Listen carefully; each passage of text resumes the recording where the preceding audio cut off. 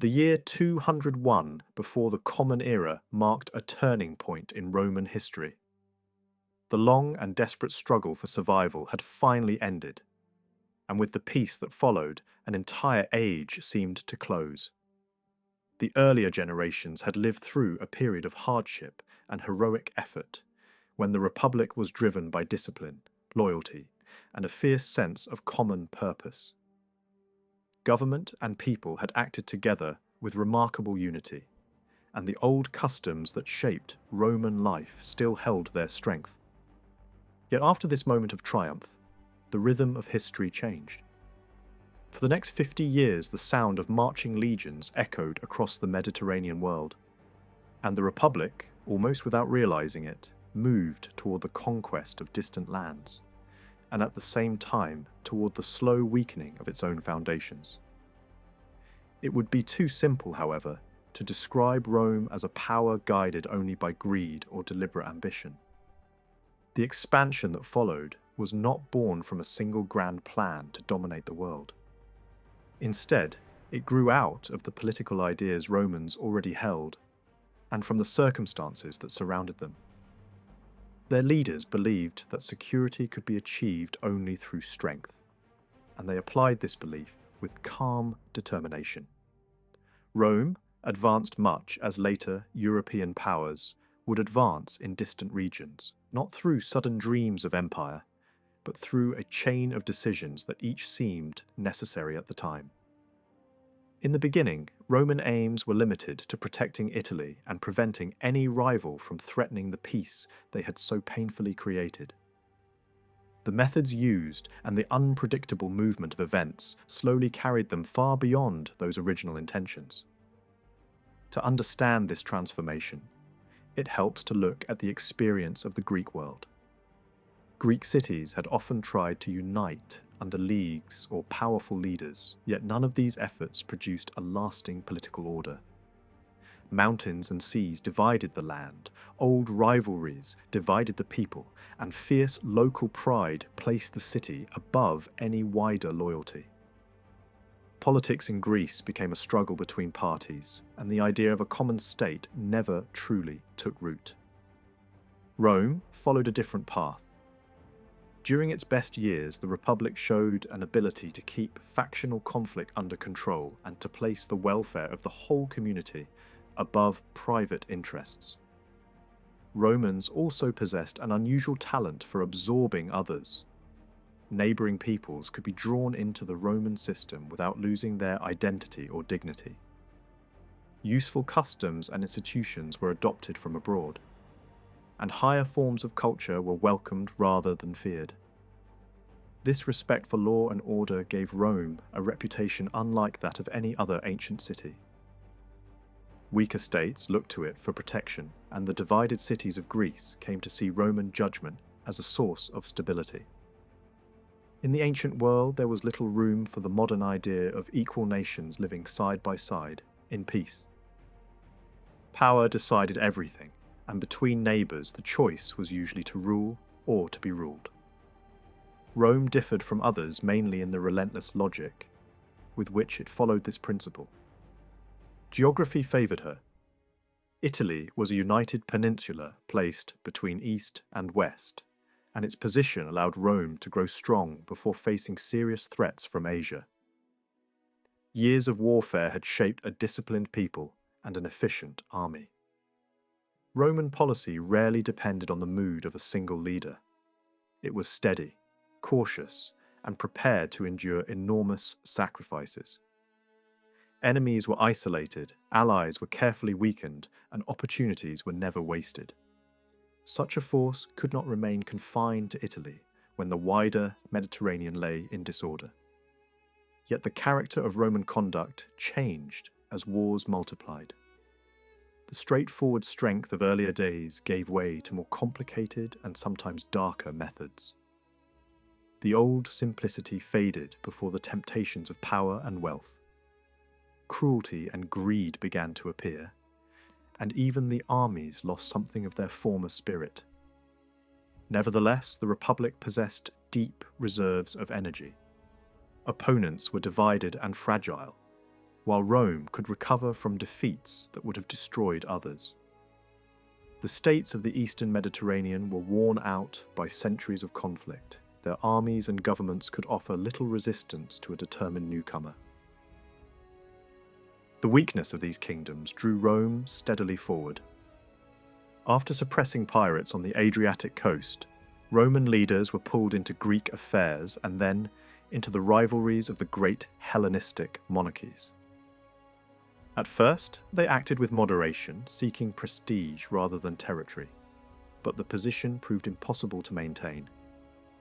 Protectorates, created to keep order, instead produced confusion. Rome wished to control without governing, yet the client states were too weak to stand alone. Endless missions reported back to the Senate, whose instructions were often hesitant or contradictory. Meanwhile, new powers were rising beyond the horizon, and the shield that Rome expected her allies to provide slowly crumbled. In Italy itself, expansion followed a more traditional course. After the defeat of Carthage, the northern tribes known as the Gauls rose in a last desperate effort. Towns were burned and Roman colonies threatened, but one by one the tribes were crushed. Some were allowed to keep their local customs under Roman oversight, while others were pushed from their lands to make room for new settlers. Roads and fortresses spread across the plains, and Latin speech began to replace older tongues. The stubborn Boii resisted longest, yet even they were eventually broken, and their territory became the foundation for new Roman communities linked by great highways. Beyond the Po Valley, another challenge appeared in the rugged country of the Ligurians. These mountain people lived by raiding the richer lowlands, and for decades Roman generals struggled to subdue them. Campaigns were often confused and poorly led, but slowly the frontier moved forward. Ports were founded to secure the coastal route to Spain, and thousands of captives were resettled in distant parts of Italy to prevent further rebellion. Similar efforts brought the eastern Adriatic under control, while in the islands of Sardinia and Corsica, harsh measures finally ended the resistance of the interior tribes. Rome's hold on Spain began as an experiment beyond the sea. For a long time, the peninsula was the Republic's only overseas commitment, and even that commitment was uncertain at first. Administrators in Rome divided the land into two broad zones. One lay in the northeast, roughly along the corner facing the Mediterranean. The other stretched across the warmer south and the long southeastern coast, the region that had once formed the heart of Carthaginian power.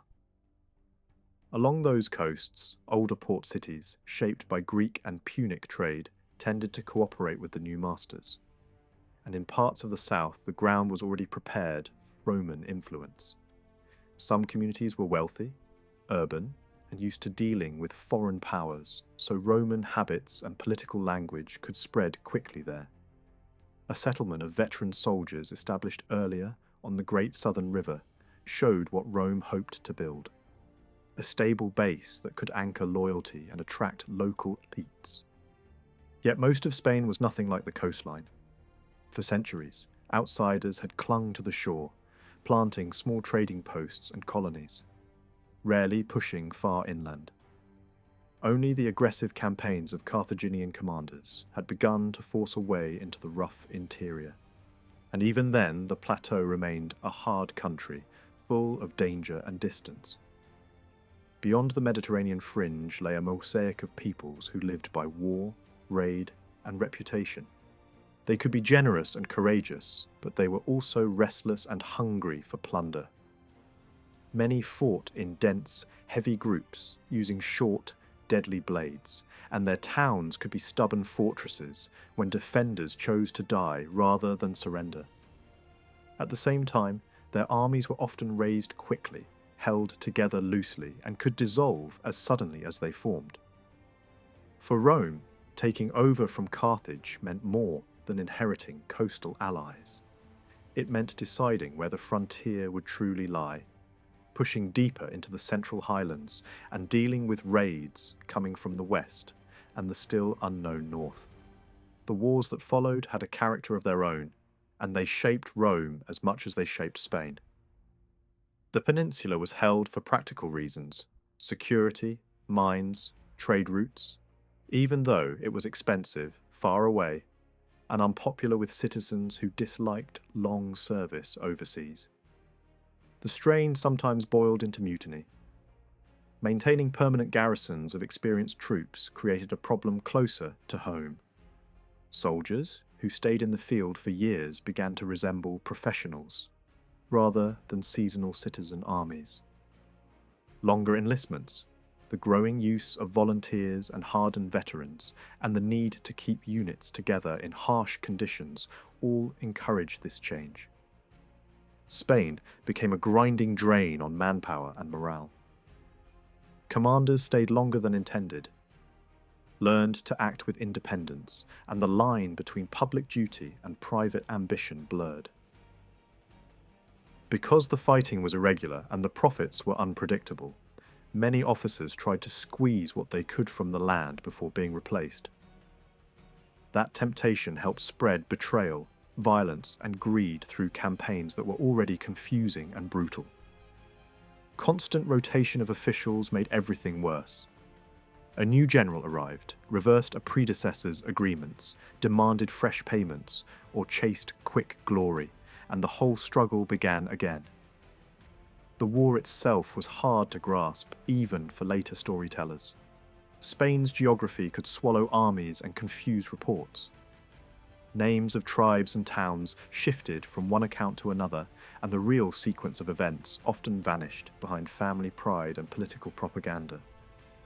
Operations rarely looked like neat battles between organized states. War surged forward and then suddenly drained away, leaving behind only burned camps and scattered dead. Surprise attacks, ambushes, broken treaties, sudden victories, and sudden disasters followed one another with exhausting speed. In the middle of the 2nd century before the Common Era, one energetic commander arrived with the authority to restart conquest from the ground up, landing on the northeastern coast and sweeping inland with harsh discipline.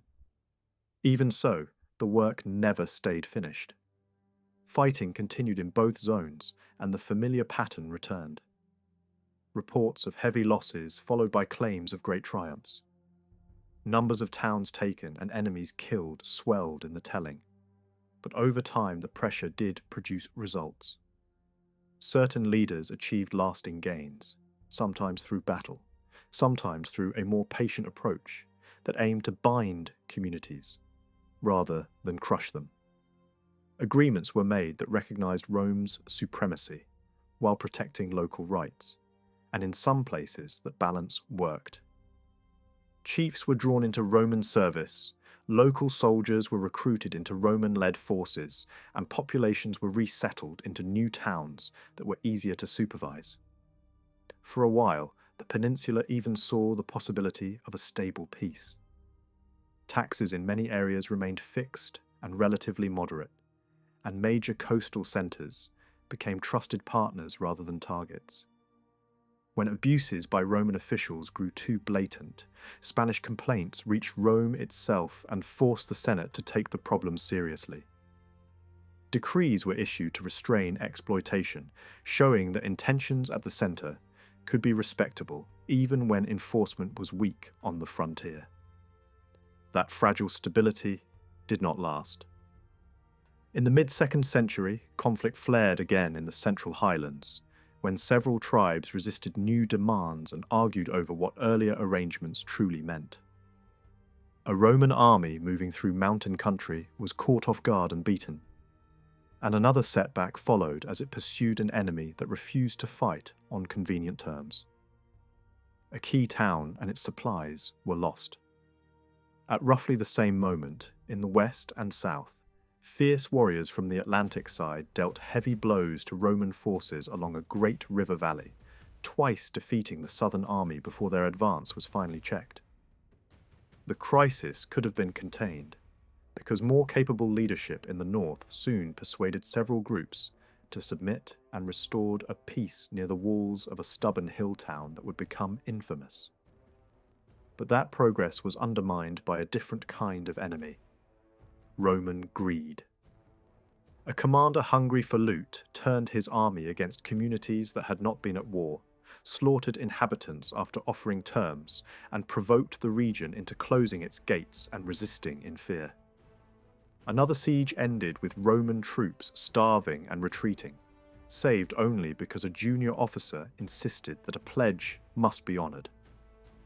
The war then spread south again, where another Roman leader responded, noticing an opportunity for profit rather than a chance for settlement. Thousands who had surrendered in good faith were massacred or sold into slavery. The act stained Rome's name, but punishment at home was easily avoided, bought off by influence and money. From that bloodshed, a new resistance was born, led by a man who became the most dangerous opponent Rome faced in Spain for a generation. He was not a king surrounded by luxury. He rose from humble origins and lived with the endurance of a field commander, hard body, simple habits, and a fierce ability to inspire. He understood the landscape better than his enemies ever did. He fought like a shadow, appearing where Roman columns least expected him, drawing them into defiles, striking, vanishing, and striking again. Early on, he rescued trapped fighters who would otherwise have been destroyed, and with a small force of cavalry, he stalled a larger army long enough to change the outcome of a campaign. One Roman commander was lured into an ambush and killed. Reinforcements sent to help were scattered. For years afterward, Roman generals arrived and failed in turn.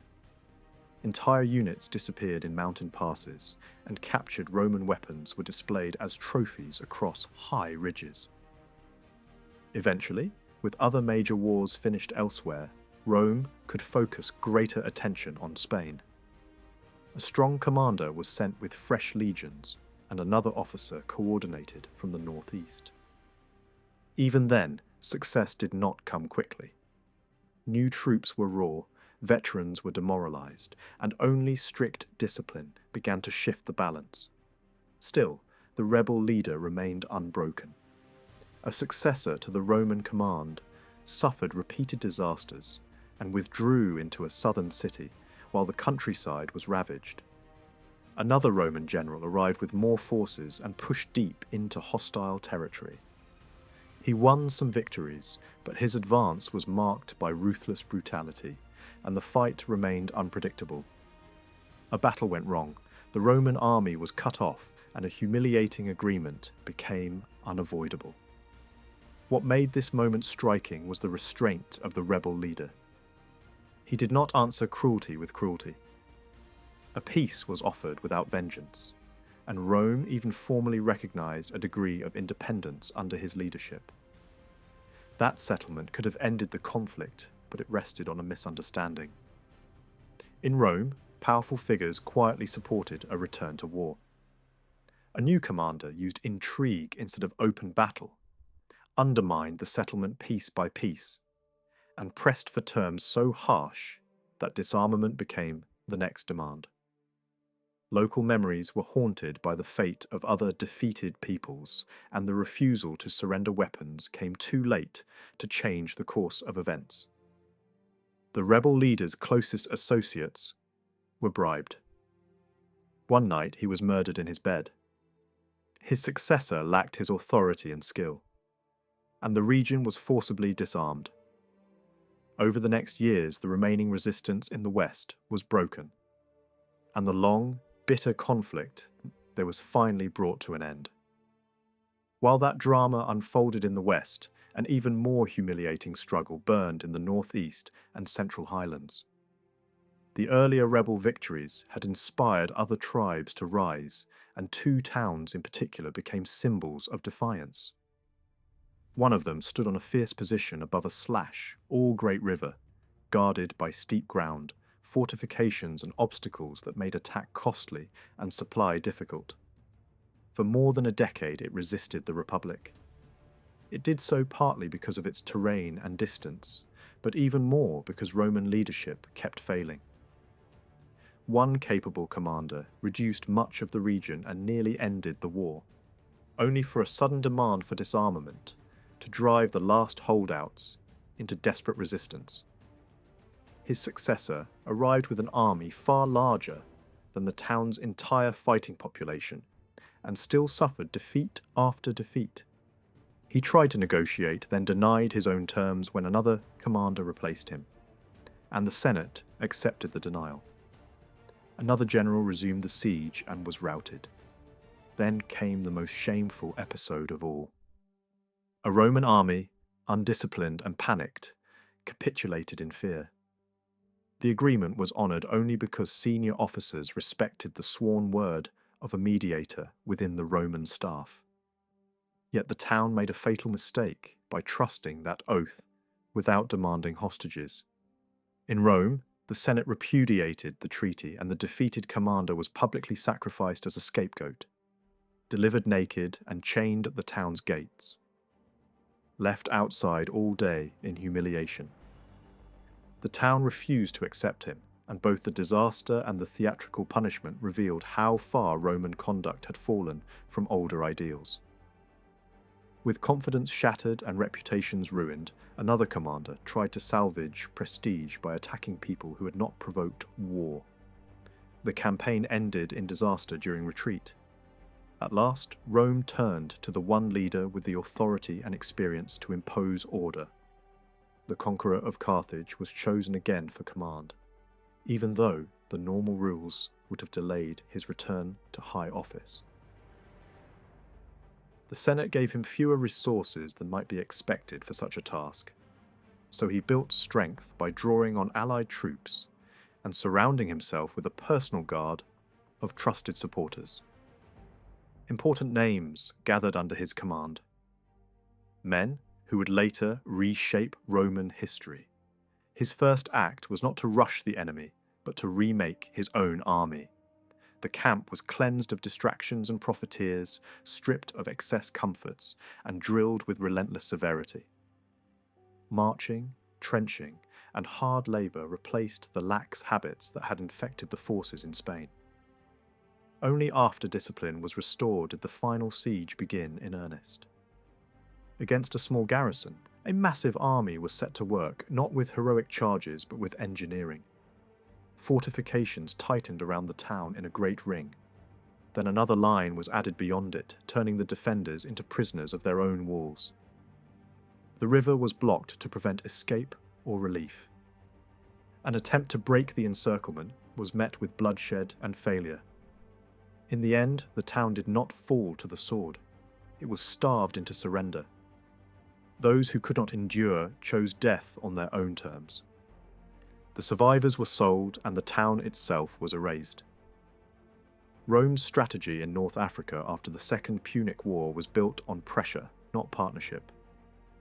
Carthage was left alive, but only just, kept weak, watched closely and hemmed in by a rising Numidian kingdom that Rome quietly encouraged. The peace terms drawn up after Hannibal's defeat were written in a way that invited conflict, especially on the question of borders. The language that was supposed to protect Numidian territory was vague enough to be stretched, and Roman leaders tended to interpret it in the Numidian king's favour. Another clause mattered even more in practice. Carthage was forbidden to make war without Rome's approval, and it could not fight Rome's allies. That meant Carthage could be struck repeatedly, yet could not strike back without giving Rome the excuse it wanted. For a time, Carthage tried to survive through recovery, rather than defiance.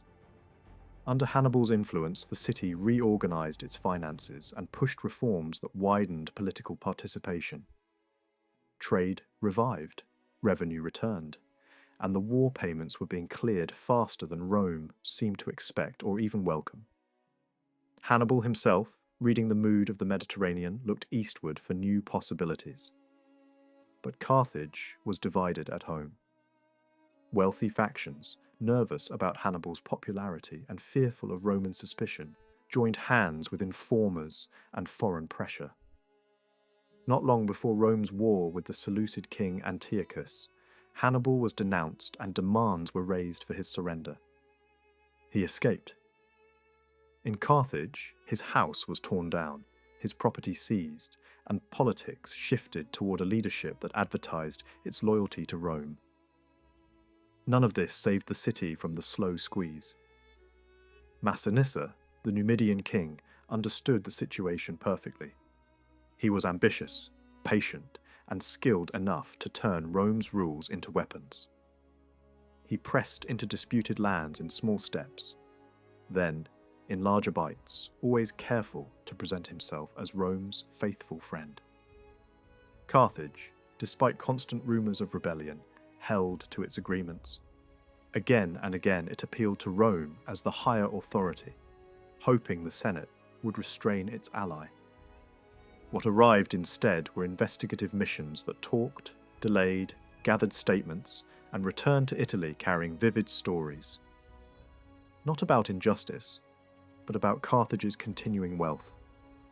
Every embassy that walked through busy streets, saw full markets, heard the noise of workshops and watched ships crowding the harbours, came home with the same unspoken thought. This city still looked dangerous. Meanwhile, the loss of territory continued. Fertile districts along the North African coast were taken over, and at one point, Carthage even paid money to the aggressor in exchange for temporary relief. Each new raid produced a fresh complaint, and each complaint was met with half measures.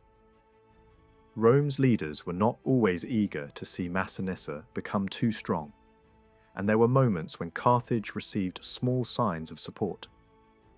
Yet the larger pattern remained. The Numidian king advanced, Carthage protested, and Rome allowed the pressure to tighten. Massinissa was not a minor tribal chief.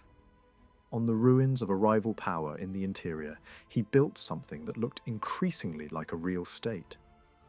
With Rome's approval, he formed a wide ring around Carthage, expanding step by step across lands that stretched from the western kingdoms toward the deserts of the east. He filled his treasury, settled populations, encouraged farming, and shaped a disciplined army. He lived like a soldier and ruled like a monarch, hard, durable, shrewd, and unsentimental. Even in old age, he remained active, calculating, and relentless. His court at Cirta became a centre of a new blended culture, mixing local North African traditions with Punic influence. In effect, he founded a nation. Yet his rise carried a hidden lesson. Despite all his help to Rome in other wars, despite public flattery and loyal service, he was still only an instrument. Rome's tolerance for strong client kings was shrinking. A more cautious African policy might have preserved a balance, letting Carthage and Numidia restrain each other. Instead, the balance broke. By the late 100s and 50s before the Common Era, the mood in Rome had shifted. A Roman delegation came to investigate another seizure of territory. Again, the dispute was left unresolved. But the visitors returned shaken by what they had seen. Carthage's docks were busy. Its shipyards were capable. Its gardens and streets looked prosperous. Money sat in its treasury and supplies filled its stores. To some Roman eyes, that prosperity was not a sign of stability, but a warning. One influential elder in particular began to end every speech with the same harsh conclusion: Carthage must be destroyed. Others argued the opposite. A minority warned that eliminating Carthage would remove a useful counterweight and make Rome careless and arrogant. But the more aggressive voices carried the day, fueled by old fear, commercial rivalry, and the stubborn energy of men who believed Rome would never be safe while Carthage still existed. A pretext for war was easy to find because Carthage was also tearing itself apart internally. In a domestic political struggle, leaders aligned with the popular side expelled supporters of Numidia and refused to reinstate them, even under Roman pressure. This dispute, small in itself, became a lever. Soon afterward, Carthage suffered a humiliating defeat at Massinissa's hands, watched by a young Roman noble sent to Africa on unrelated business. A temporary settlement was arranged and then collapsed. Carthaginian troops surrendered, were disarmed, and were slaughtered. The ground was now soaked in blood, and Rome, which had been content to watch its allies cut each other down, stepped forward to take control of the outcome. Rome presented its move as a legal necessity. The treaty, it was said, had been broken. A Roman ally had been attacked. Roman demands had been ignored. Roman envoys, according to the story, had been treated with disrespect. Carthage, already wounded, was now condemned as guilty. Preparations for war began, and a nearby city that had long resented Carthage offered itself to Rome immediately, giving the invading army a secure base close to its target. Carthage tried to avert disaster by sacrificing its own leaders and promising complete obedience. It was not enough. When the Roman army sailed from Sicily with unusually strong forces, Carthage's negotiators made a total submission before the fleet even reached Africa. Rome accepted the surrender in principle and promised safety on conditions that sounded strict but still survivable. Hostages were demanded and they were delivered. Hundreds of young people sent away to guarantee compliance. Carthage was told to obey whatever further commands the Roman commanders might impose. That phrase was the trap. The city had surrendered its future to the enemy's discretion without understanding what that discretion was meant to do.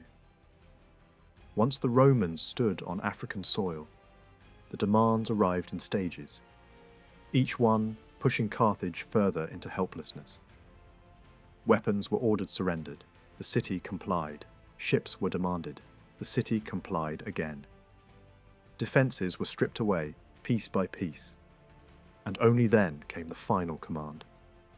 Carthage must abandon its site entirely, dismantle itself, and rebuild inland, far from the sea that had been its lifeblood for centuries. This was not a negotiation. It was a death sentence. The people understood instantly. The order attacked not only commerce and security, but identity, homes, graves, temples, and the sacred relationship between the city and its coastline. The shock ignited fury. Patience turned into defiance, and defiance into a desperate decision to fight. Carthage transformed itself at a speed that astonished its enemies. The city became a single enormous workshop. Men and women laboured day and night, building weapons, forging tools, twisting ropes, and preparing defences with the intensity of a community that believed there was no future outside its walls. A brief delay, granted by Rome, offered with misplaced confidence, became a gift to the defenders. When the Roman commanders finally attacked, they met resistance far stronger than expected. The city repelled assaults, and a Carthaginian field force operating outside the walls prevented the Romans from sealing a complete blockade at the start. Carthage's location helped, but geography alone did not explain the struggle. The city sat on a low peninsula reaching into the Gulf of Tunis, surrounded by water on most sides, with a broad neck of land connecting it to the mainland. Toward the sea, the ground rose into higher points, and on one of these stood the old citadel, heavily fortified on the landward side by massive walls. Beyond the core lay suburbs and districts filled with houses, gardens, and burial grounds. On the southeastern side were the famous man-made harbours, an inner naval basin and an outer commercial harbour, protected by walls and quays. These ports, once the symbol of Carthage's sea power, became both a strength and a vulnerability during the siege. The defence was led by commanders who tried to hold the city together while working with allies outside it. Numidian rebels and Punic exiles joined the fight, and a mobile cavalry force proved especially valuable in skirmishing and supply efforts. The Romans attacked from the land bridge and from the coastal side, where defences were weaker. But early operations were blunted by stubborn resistance, disease, and shortages.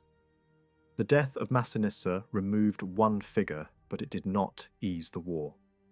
Roman attempts to strike at Carthaginian forces outside the walls ended badly, and the most impressive Roman performance during this phase came from a young officer whose courage and diplomacy stood out in an otherwise faltering campaign.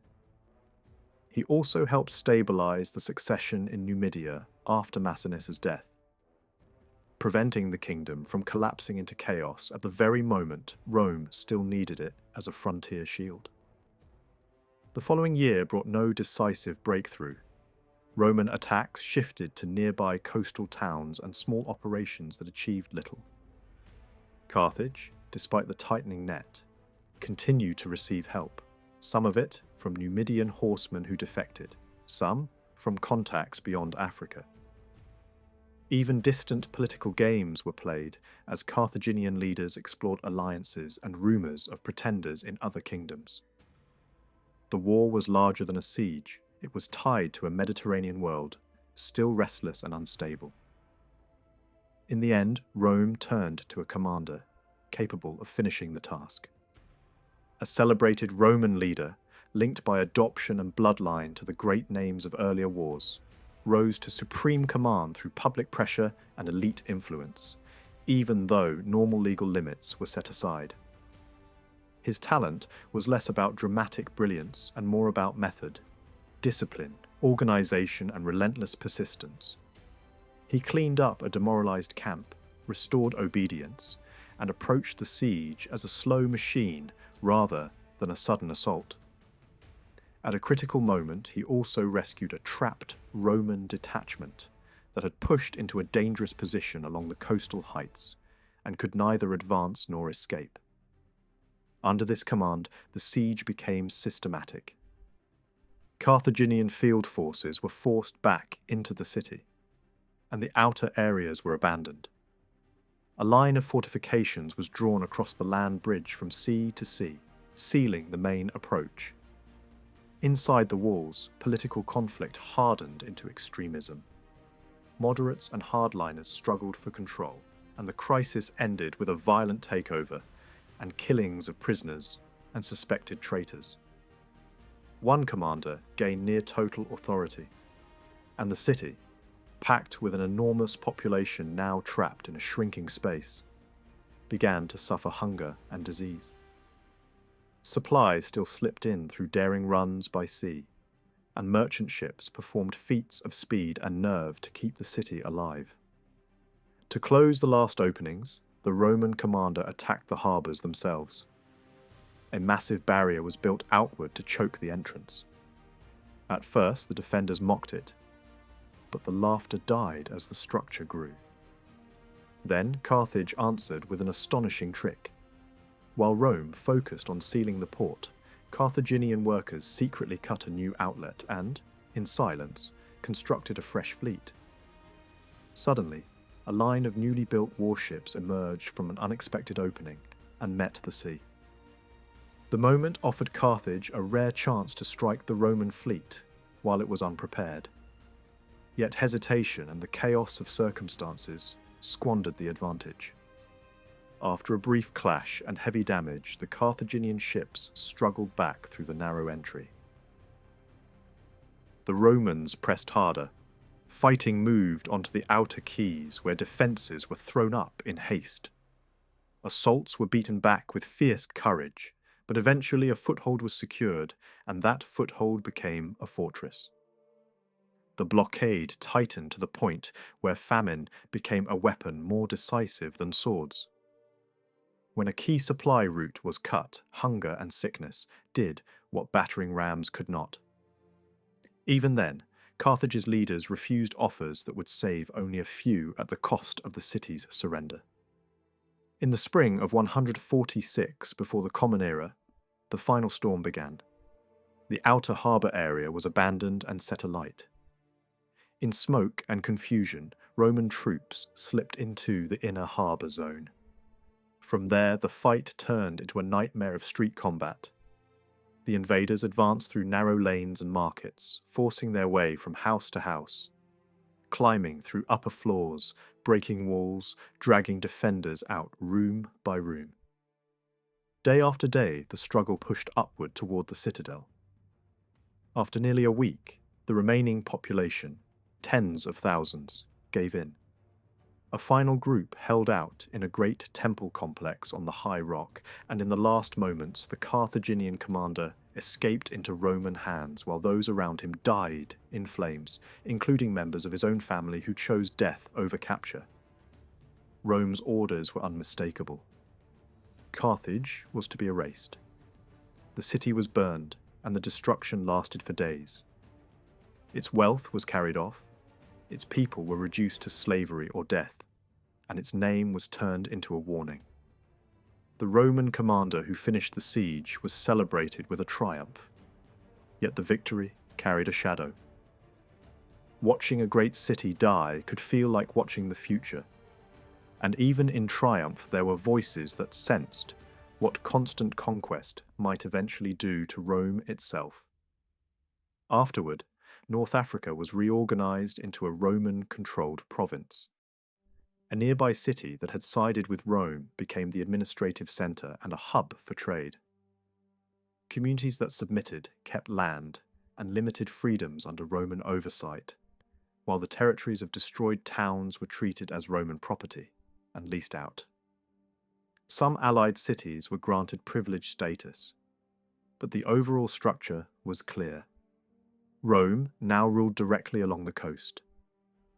Numidia remained in place as a buffer on the frontier, its borders defined and its kingdom preserved, surrounding the new Roman province on several sides. Useful, for the moment, as a shield against the wider desert world beyond. Across the Adriatic lay a world that was never still.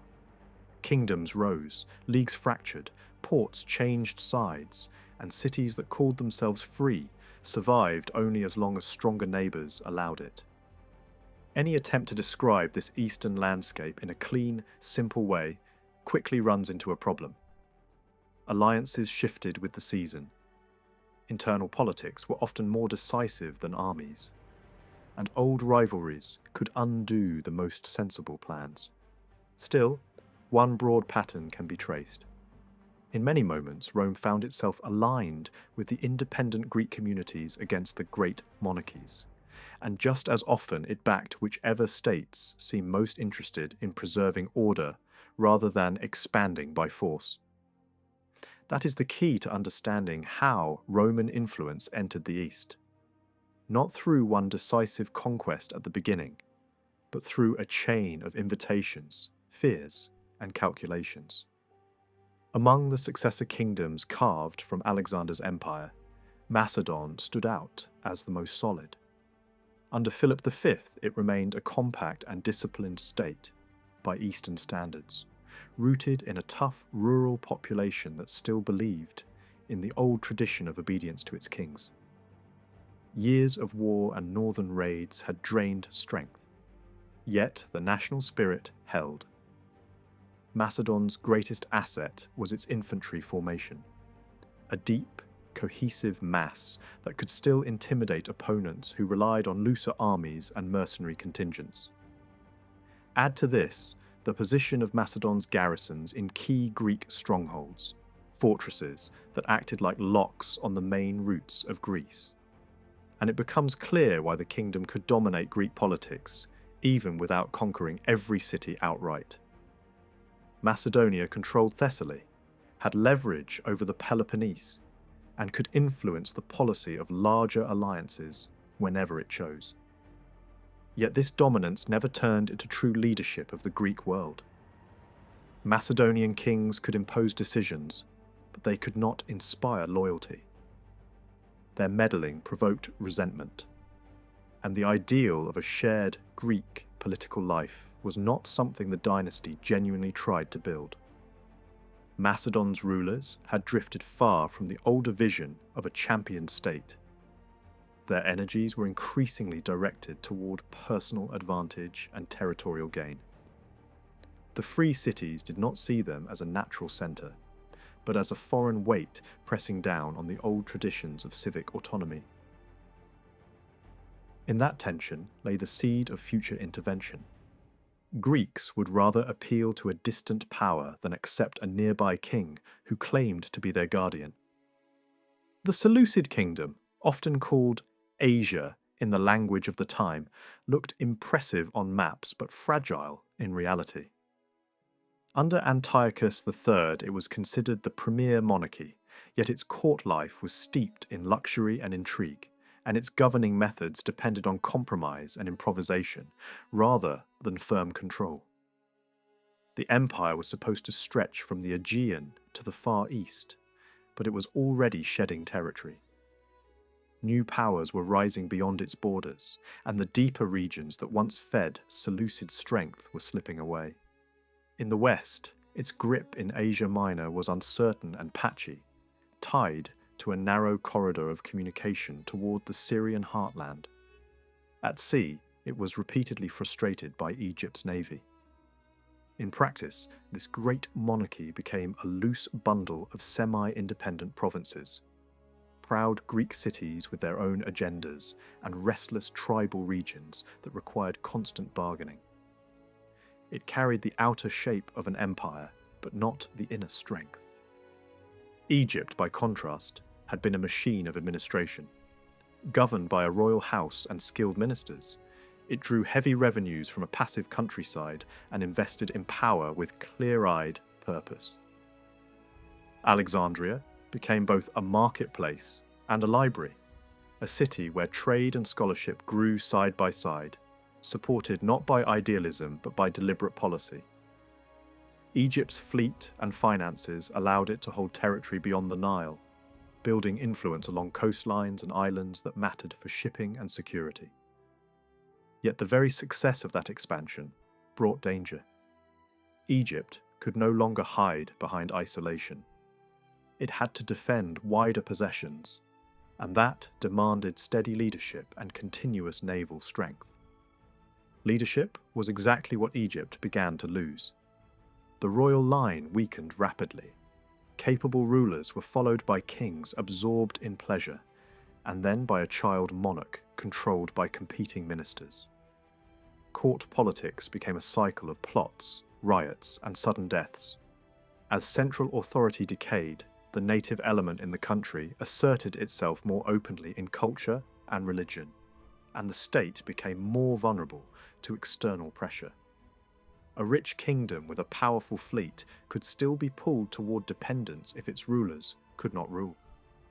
That drift mattered because a weak Egypt created a vacuum around the eastern Mediterranean, and vacuums invite competitors. Beyond these great monarchies stood other forces that shaped the balance. In Asia Minor, smaller kingdoms such as Bithynia could survive through opportunism, playing neighbours against each other with an agility that sometimes seemed shameless. Other states mattered less in the immediate story, not because they were insignificant, but because their time had not yet arrived. Farther east, powers like Parthia and the kingdoms on the Armenian frontier were growing in ways that would become decisive later, though at this moment their full weight was not yet felt in Greek politics. One disruptive presence in Asia was the Galatians, Celtic intruders settled in the interior. They did not behave like a single state so much as a set of warrior communities organized in tribal groups and districts led by local chiefs. They hired out as mercenaries, raided when opportunity offered, and became a constant threat to neighboring cities. They were unpredictable, mobile, and difficult to punish decisively, and this made them a permanent headache for any government trying to impose stability in the region. Against such pressures stood Pergamum, a compact but clever kingdom built on money, diplomacy, and strong walls, rather than a deep national base. Its rulers were wealthy and pragmatic. They relied on mercenary troops, on alliances, and on careful manipulation of larger rivals.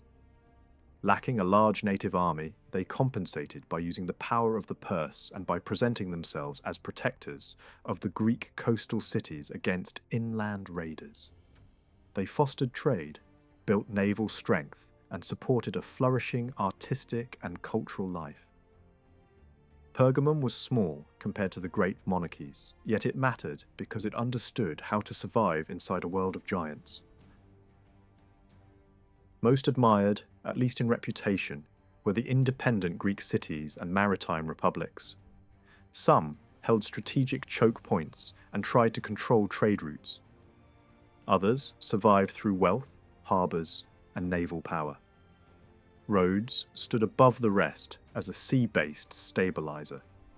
Its fleet patrolled shipping lanes, discouraged piracy, and defended an informal network of allied cities that depended on safe commerce. Rhodes built influence not through conquest, but through reliability. Its diplomacy was often praised as balanced, and its leaders cultivated the image of neutral arbiters in a violent world. Yet even the best of these free communities lived under a shadow. Their freedom was always shaped by the presence of larger powers nearby, and their status could change overnight if a king marched an army to the wrong coastline. In mainland Greece, the old centres of culture still existed, but political energy flowed elsewhere. Athens remained famous and respected, yet it lived more on memory than power.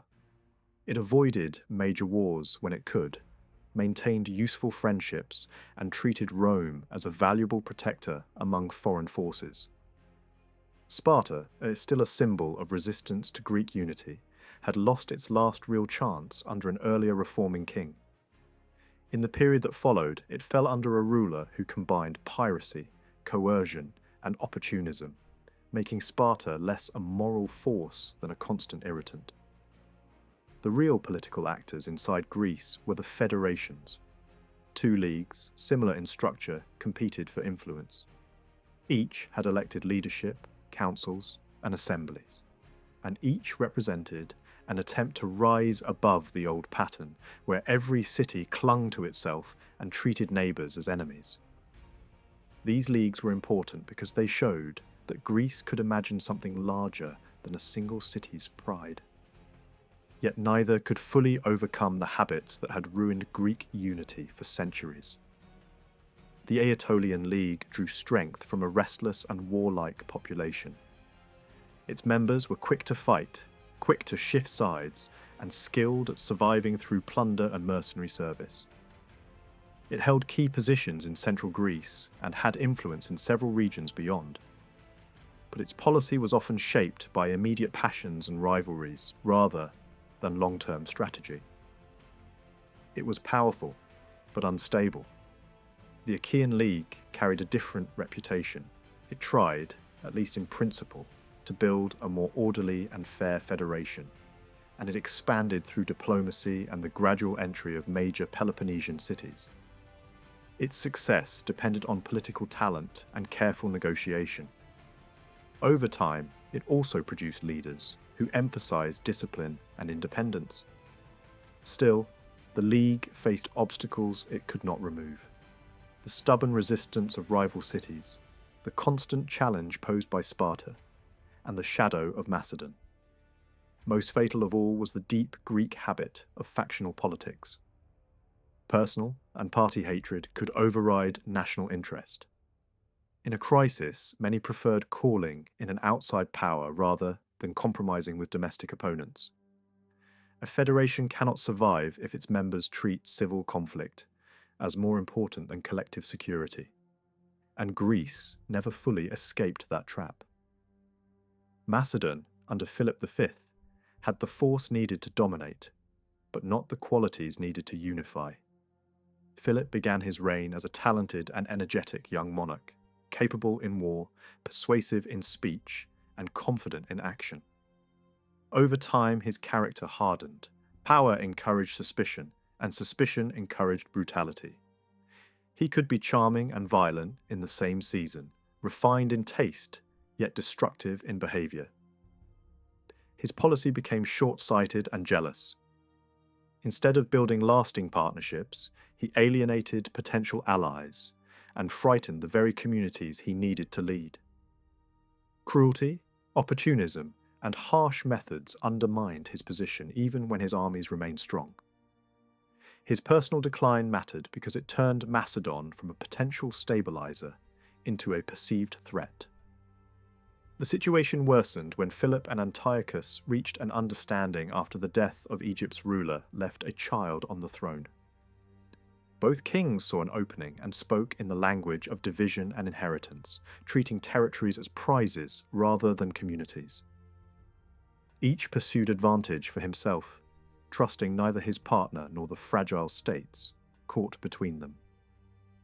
Philip, working with the king of Bithynia, pushed into Asia Minor and attacked towns linked to Egyptian protection or allied networks.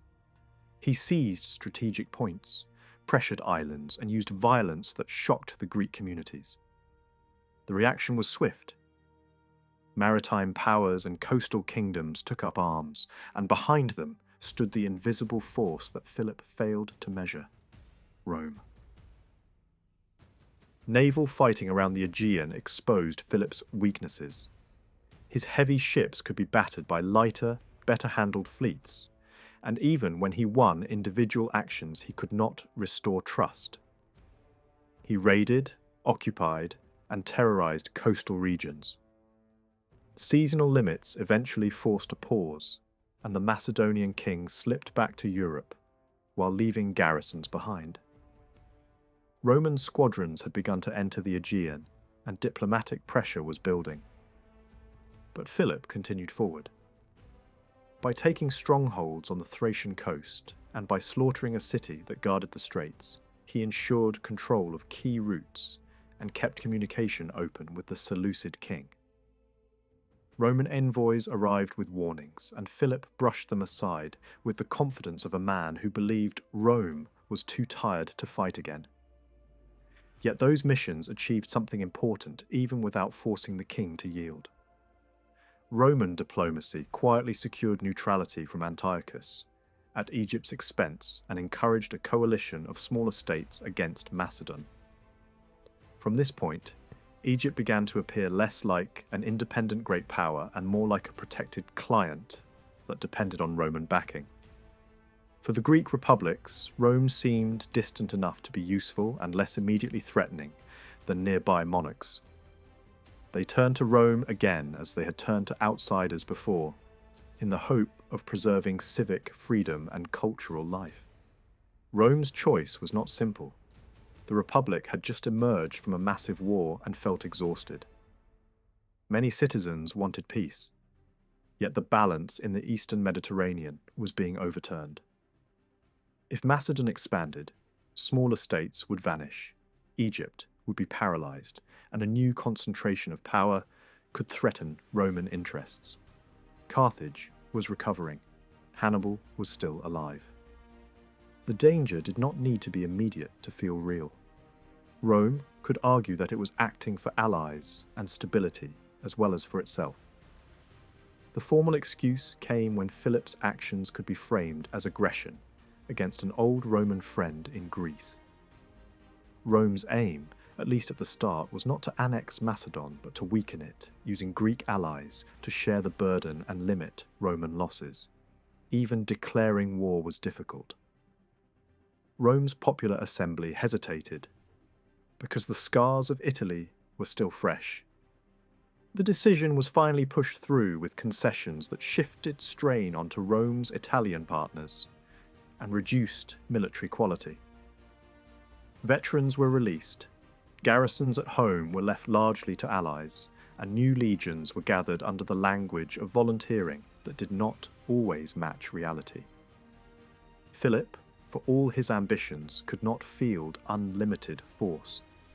He had scattered garrisons and only modest cavalry, and he relied on a relatively small field army compared with what Rome could eventually mobilize. The first year was spent as much in diplomacy as in marching. Rome's allies played visible roles, and Philip's own behaviour made the coalition easier to form. He had angered the Aetolians, frightened the free cities, and attacked interests tied to Egypt. Those who might have preferred to keep Rome out now found themselves aligned against Macedon. Antiochus, calculating his own advantage, offered only lukewarm support and remained cautious. Some Greek regions stood with Philip, others stayed neutral, and the Achaean League attempted to hold back from the coming storm under leaders who still hoped to mediate rather than submit to a foreign agenda.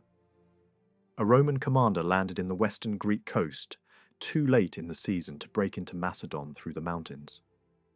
A naval detachment struck elsewhere, relieving pressure on Athens and burning supplies at a key base. The next campaign tried to coordinate attacks from several directions. Northern tribes would press down, allied fleets would harass the coast, southern allies would move in, and the Roman army would force a passage through mountain defiles. The plan failed. Terrain, timing, and imperfect coordination ruined the effort. Roman forces withdrew after hard fighting, and it was not Roman skill that saved them so much as the distractions created by allies. Philip responded with energetic moves, driving enemies out of positions, scattering threats, and holding the field. Naval superiority was wasted on plunder rather than strategic cooperation, a weakness common in ancient warfare.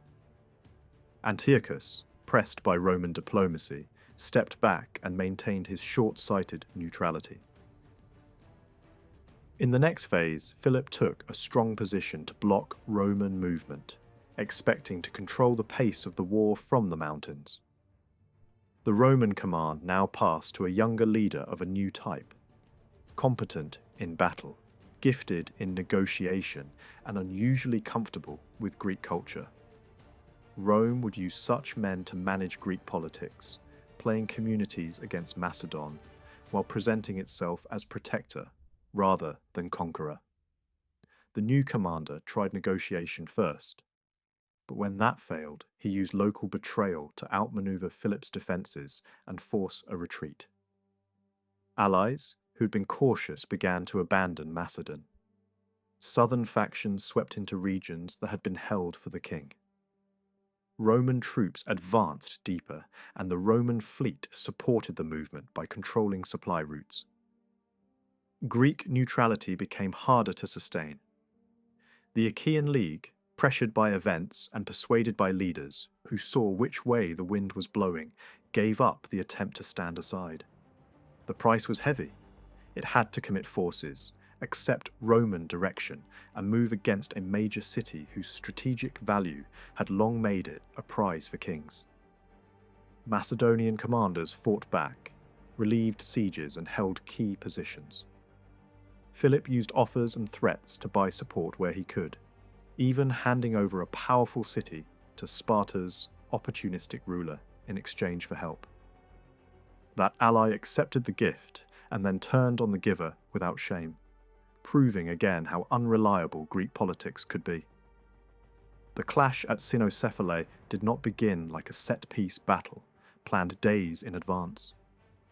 It began as confusion in bad weather, on broken ground, with men stumbling through mist and rain and trying to discover where the enemy actually was. The Roman commander had gathered a mixed force drawn from different allies, and while his cavalry was notably stronger than Philip's, the Macedonian king still possessed the one arm that gave his kingdom its reputation, a large, disciplined phalanx at the core of his army. Philip had raised his troops through strict levies until his field force approached 26,000, with 16,000 of them packed into the deep pike formation the Macedonians trusted above everything else. Anxious about his strongholds and eager to force a decision, Philip advanced through Thessaly, moving toward the Roman camp near Phyrae. The first contact came when advance guards collided, but neither side committed fully. Both commanders were troubled by the terrain and the urgent need to keep supply lines open. So the two armies marched on separate tracks, divided by a line of hills, each half blind to the other's movements. For days the march became a cautious hunt. Patrols wandered into one another and pulled back. Columns shifted direction to find food and water. Then, on the third day, a random meeting between Macedonian troops holding the high ground and a Roman scouting party turned into something larger. At first, the Romans were pressed back in the skirmish. Then reinforcements arrived and swung the fight the other way. A fresh Macedonian push followed, led by cavalry and light infantry, and the Roman line wavered again. At that moment, allied horsemen, fighting with stubborn courage, bought enough time for the Roman commander to bring the rest of his force into position. This was the hinge of the battle. A few minutes gained in miserable weather on slippery slopes, with visibility poor and units not yet aligned. Philip, urged on by the mood of his men, chose to commit his strongest weapon. He took the right wing of his phalanx and drove it up onto higher ground, forming as best he could on the ridge. Retreating Macedonian troops clustered toward him, and he absorbed them, then pushed forward immediately. The phalanx, advancing in dense depth down the slope, had tremendous weight. On that side of the field it struck the Roman left hard enough to break it apart. For a moment it looked as if the Macedonian style of war, one massive, forward-driving body of pikes, might decide everything. But the speed of Philip's advance created a fatal problem. The rest of his line was not arriving in the same shape, and the battlefield itself refused to cooperate. Uneven ground, scattered units, and hurried movements left the Macedonian left wing still forming while the right wing was already winning. The Roman commander reacted with the advantages his army was built to exploit. He shifted his attention to the opposite flank, where Macedonian units were struggling to assemble. Roman infantry moved with more freedom than a tightly locked phalanx, and the Romans pushed their formations into the gap before the Macedonian left could properly settle into place. War elephants were driven forward to add shock and disorder, and the Roman attack hit men who were still climbing and dressing their ranks under pressure. A Macedonian officer tried to hurry his wing into support, but haste on broken ground only made the formation less coherent. The fight was no longer symmetrical. Philip's right wing was battering one part of the Roman army, while Philip's left wing was being torn apart before it could become fully dangerous. What finally broke the Macedonian effort was not a slow, grinding collapse, but a sharp, intelligent blow. Somewhere in the Roman line, a tribune, his name not preserved in the surviving tradition, saw that Philip's victorious wing had advanced so far that its rear was exposed. He detached a number of units from the side that had been driven back, pulled them out of immediate danger, and swung them behind the Macedonian advance. The effect was devastating. The phalanx was designed to crush what stood in front of it, not to turn quickly and fight in multiple directions at once. The Macedonian soldiers who had been winning suddenly found themselves attacked from behind. Once pressure came from the rear, the long pikes became more burden than protection. The formation that could look like a living wall from the front began to buckle when its spine was struck. That is why Cynoscephalae became famous as a lesson in military systems, rather than simply a victory. The phalanx, when properly formed and pushed forward on suitable ground, was terrifying. Its long pikes created a bristling barrier, and the mass of men behind them gave the charge enormous momentum. From the front, it could be nearly untouchable. But it demanded conditions: stable terrain, room to maintain order, and a battle that did not require sudden changes of direction. Once disrupted by slopes, broken ground, or unexpected movement, it could lose cohesion quickly. It also carried a structural weakness. If enemies reached its flanks or rear, the the formation could not easily turn as a single body, and the men inside it were trained to hold position rather than improvise individually. The Roman system was built on different assumptions. Roman infantry fought in smaller tactical blocks that could shift, separate, and rejoin with less danger of the whole line collapsing. The legionary carried heavy equipment, but also fought with methods that rewarded initiative.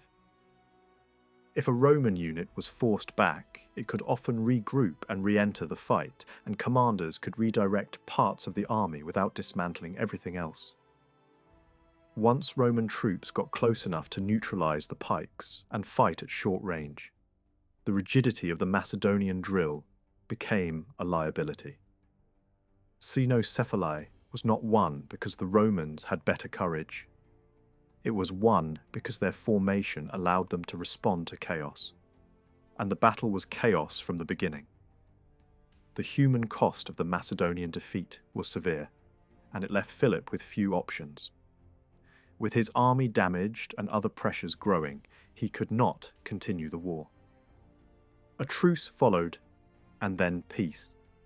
The settlement that emerged was striking for its restraint. It did not aim to erase Macedon as a kingdom or to annex it as a Roman possession. Instead, it reduced Macedon to a controlled state, stripping away the tools that made it a threat. Philip gave up his holdings outside his homeland, surrendered ships, handed over disputed territories, cut down his armed forces, paid a heavy financial penalty, and accepted an alliance that placed his foreign policy under Roman supervision. Macedon remained on the map, but as an independent great power it had effectively ended. This moderation was not only sentimentality. It served Roman interests. A weakened Macedon could still stand as a barrier against peoples to the north, and Rome had reasons to avoid destabilizing the region so completely that new dangers rushed in. At the same time, Rome did not allow others to rush in and seize what Macedon had lost.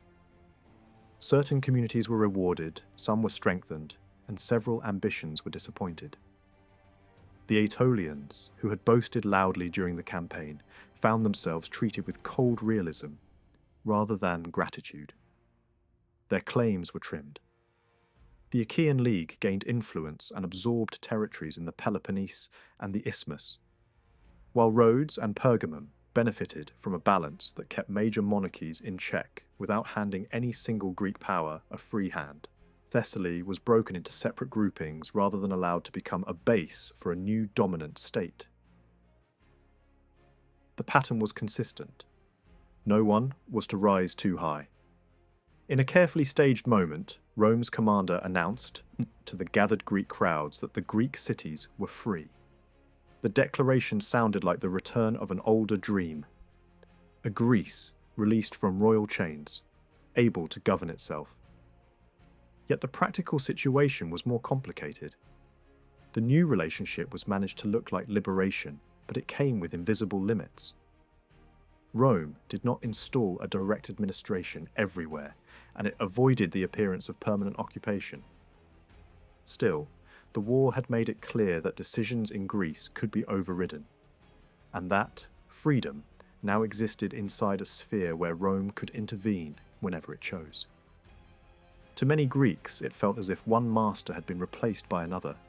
Only this master spoke in the language of autonomy while holding the decisive power offstage. A further campaign quickly showed how Rome intended to police the Greek world. Sparta, under a ruler notorious for violence and opportunism, had seized key cities and oppressed populations. A coalition force compelled him to release what he had taken and abandoned several possessions. Communities damaged by his rule were reorganized and planted along strategic coastal areas. Yet even here Rome stopped short of removing him completely. He was weakened, fined, and left in place, still independent to the anger of many Greeks. The choice was deliberate. A crippled Sparta could serve as a counterweight against the Achaean League, which Rome did not want to become strong enough to act without restraint. In the years that followed, Rome's approach in Greece mixed patience, calculation, and quiet manipulation. Open interference was often avoided when it was not necessary. Even stubborn opposition in certain regions was tolerated longer than many expected. Where possible, political power inside cities drifted toward wealthier groups that found Roman friendship useful. Elsewhere, Greek states were left to struggle with their own divisions. This gift of freedom came with an edge. It allowed Rome to claim the moral high ground, but it also left Greece exposed to its own destructive habits: factional rivalry, corruption, political violence, and constant appeals to outsiders. Without a firm local balance, the strongest referee in the region became the default answer to every crisis. That reality weakened the possibility of genuine unity, because no league could grow powerful when a larger power stood ready to cut it down for upsetting the balance. Direct annexation, however, was still seen as unnecessary. Rome could secure trade routes, diplomatic influence, and strategic safety through a network of states that checked one another and depended on Roman goodwill. Turning Greece into provinces might have offended opinion at home and damaged Rome's image in the east. For the moment, it was easier and more profitable to rule indirectly. While Greece struggled under this new order, another storm formed farther east. Antiochus III, ruler of the Seleucid kingdom, had been kept out of the Macedonian conflict by Roman diplomacy and by his own calculations. Earlier in life, he had earned a reputation as energetic and ambitious, and he still dreamed of rebuilding royal prestige. He had already expanded at Egypt's expense and secured control of key regions in the Levant. He also took advantage of Macedon's weakening, moving into territories and coastal positions that had once been contested. In time, he reached into Europe as well, strengthening a foothold across the straits and rebuilding an old strongpoint to anchor his claims. Roman warnings were met with irritation. From Antiochus's perspective, Rome's claim to act as protector of Greek freedom sounded like a convenient excuse for domination. A dangerous symbol of this new rivalry appeared when Hannibal arrived at Antiochus's court and was received with honour. It did not mean that the Seleucid king truly understood how to use Hannibal's talent, but it alarmed Rome immediately. Antiochus avoided an open break for a time, and Rome, instead of escalating, chose a move that looked generous. Roman garrisons were withdrawn from Greek fortresses. The decision lowered tension on the surface, but carried a cost. It encouraged Antiochus to believe Rome would hesitate. It also encouraged Greek factions to believe a different great power might be invited to undo the new order. Embassies travelled back and forth. Demands were issued and rejected. Rome had strong reasons to fight, but it lacked a clean legal trigger that would satisfy its own political culture and avoid making the war look like a blatant grab. The longer this uncertainty continued, the more Antiochus grew confident and the more Greek discontent fermented. Antiochus tried to strengthen his position through gifts, marriages, and concessions to important cities, and he worked to reassure neighbouring states so that his rear would be safe. In practice, his diplomacy was uneven. Plans were floated, then abandoned. Hannibal proposed bold action that could have threatened Italy, but the Seleucid court treated him with suspicion, and his influence remained limited. The true spark came from Greece itself. The Aetolians, still resentful after their disappointment in the Macedonian settlement, threw their weight behind Antiochus and acted as his agents on Greek soil. Their intrigues and aggressive maneuvers accelerated the slide into war. Antiochus finally landed in Greece, claiming to be its liberator.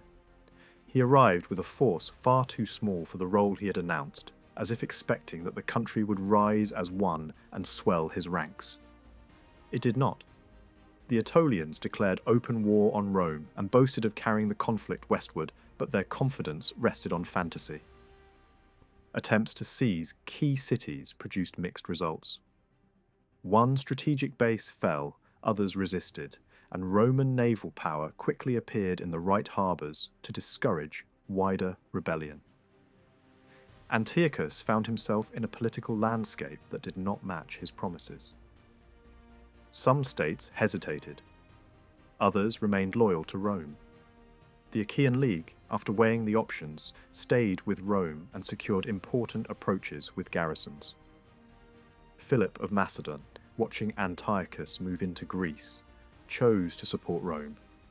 For him, a distant overseer was preferable to a nearby king, who might dismantle what remained of Macedon. Antiochus advanced into Thessaly and demonstrated enough strength to cause anxiety, then withdrew to consolidate. In a move that became notorious in later storytelling, he allowed himself to be distracted by courtly celebration and local attachments at the very moment the strategic window was closing. Once Rome decided to strike decisively, the difference in capacity became obvious. Roman forces were increased with allied contingents, cavalry from abroad, and war elephants. The army pushed through regions quickly, clearing resistance and concentrating where it mattered. Antiochus, cut off by superior naval control and not properly reinforced, retreated to Thermopylae and fortified the pass, waiting for help that never came. The position was strong, but discipline and coordination were not. Roman troops found paths onto the heights, surprised the defenders holding the high ground, and attacked the main position from flank and front. The Seleucid line broke. Antiochus fled back across the sea to Asia, leaving behind shattered credibility.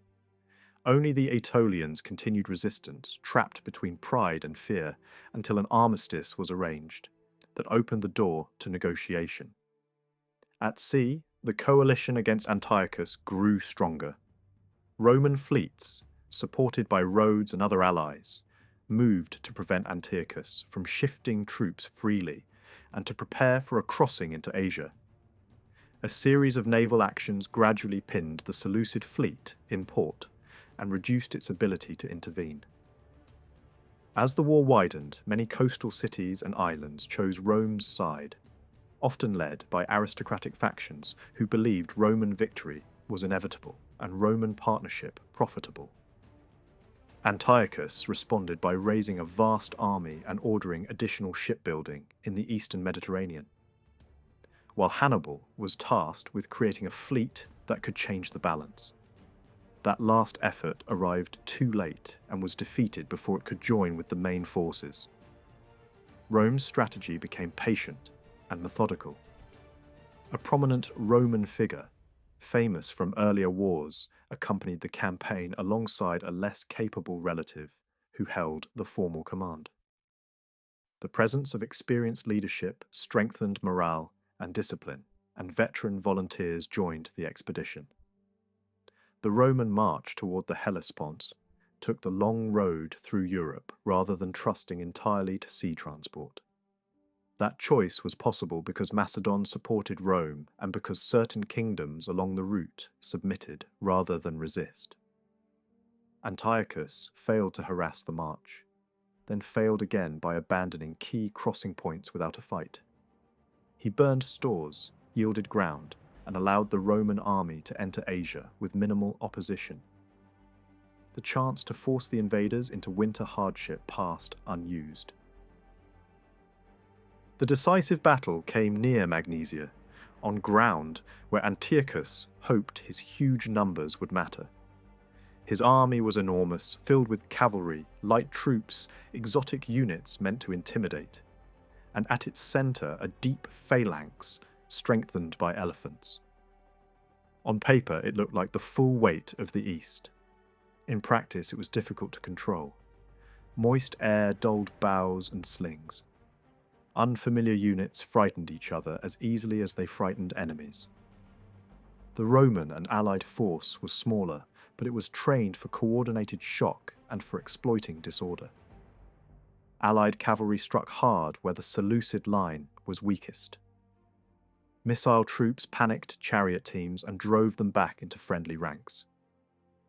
Once confusion began on the wings, it spread inward.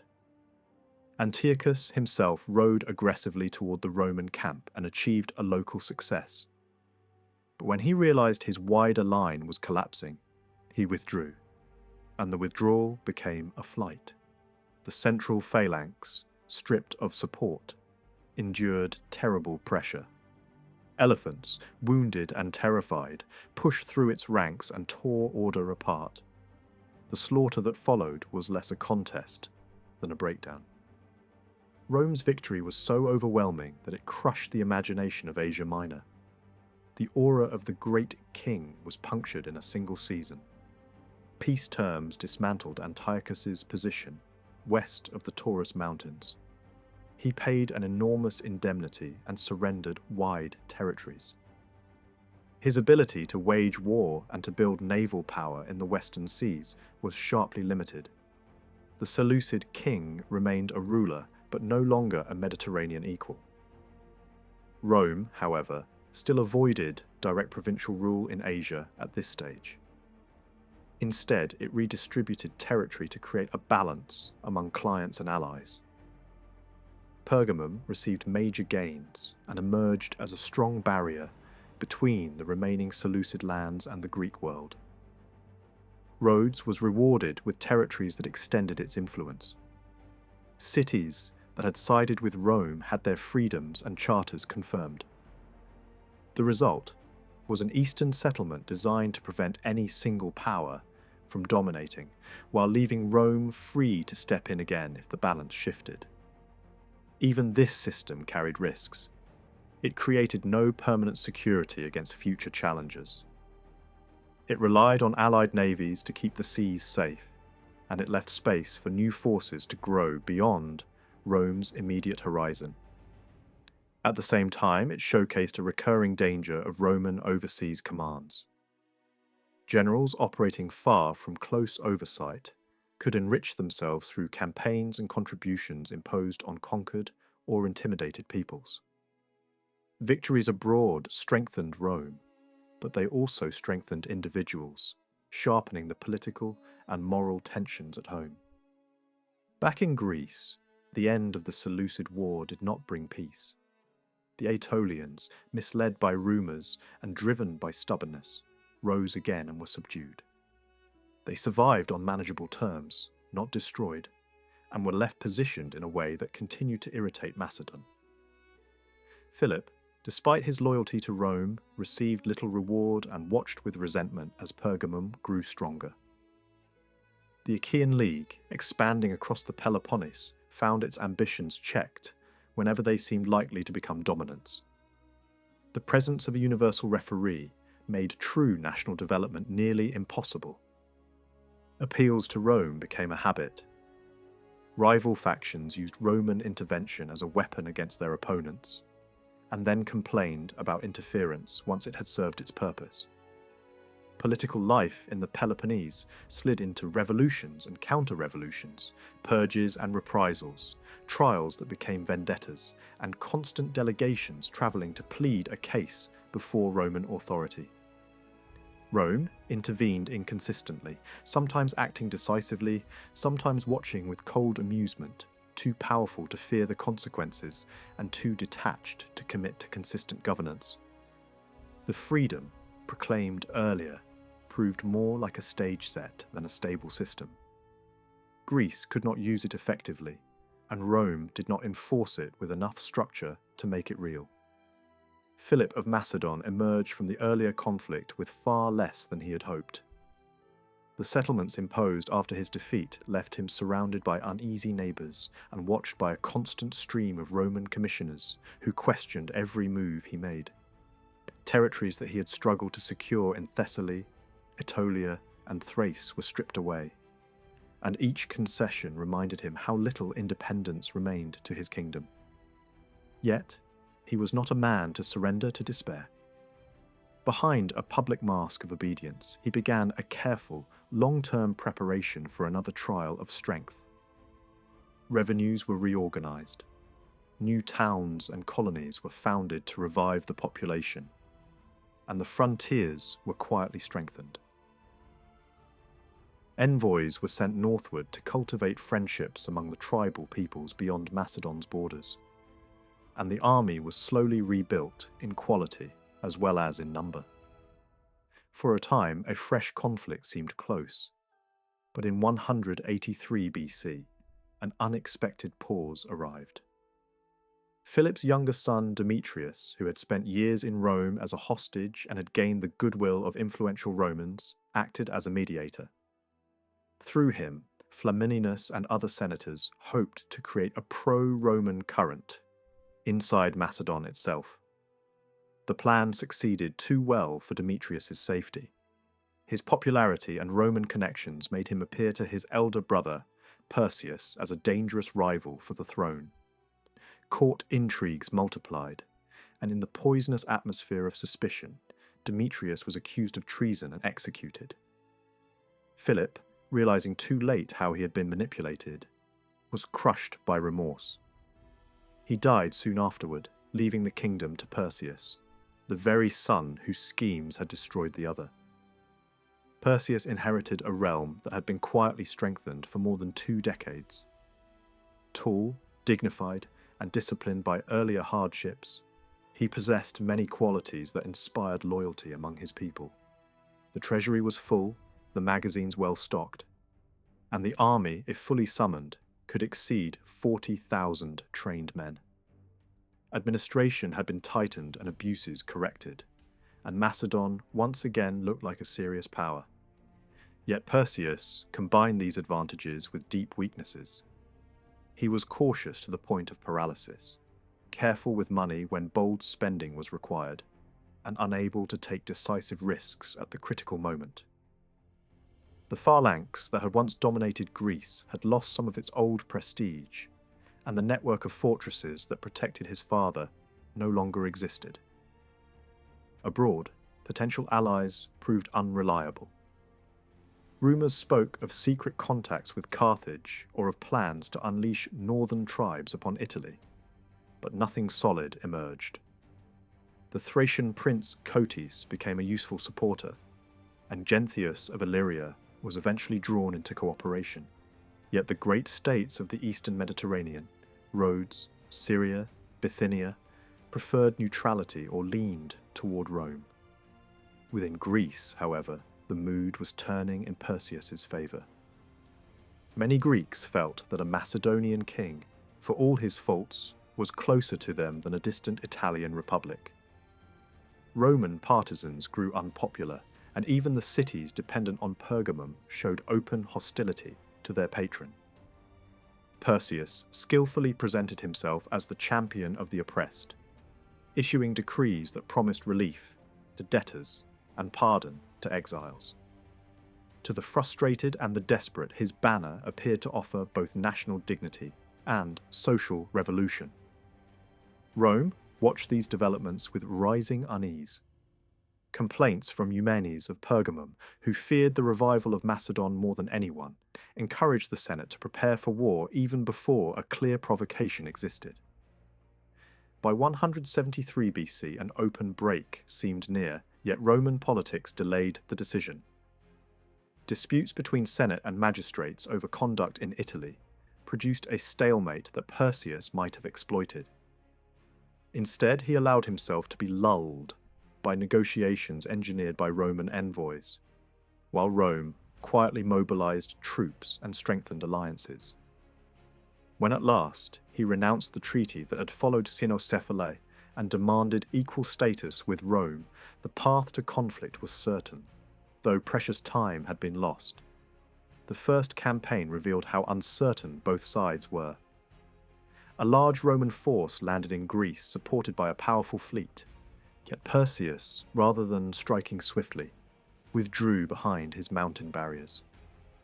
Roman commanders advanced cautiously and suffered a sharp defeat in a cavalry action, which might have opened the way for Macedonian success. Perseus again hesitated and asked for peace that was promptly refused. In the following months, Roman discipline collapsed. commanders plundered allies and enemies alike, and whole regions turned hostile through Roman misconduct. Even so, the Macedonian king failed to seize the initiative. He cleared his northern frontiers and maintained strong defensive positions, but decisive action never came. Year after year, the pattern repeated. Roman generals blundered through the passes, sometimes finding themselves in desperate positions, saved only by chance, while Perseus clung to his fortified lines instead of delivering a crushing blow. Diplomacy offered another route, and he sought support from Syria, Bithynia, and Rhodes, yet mistrust and personal greed ruined these contacts. A large band of Gallic warriors was available, but Perseus rejected them as expensive and dangerous. Greece itself provided little help, and the moment when enthusiasm might have transformed into action slipped away. At last, Rome sent a commander of a different temper, Lucius Aemilius Paulus.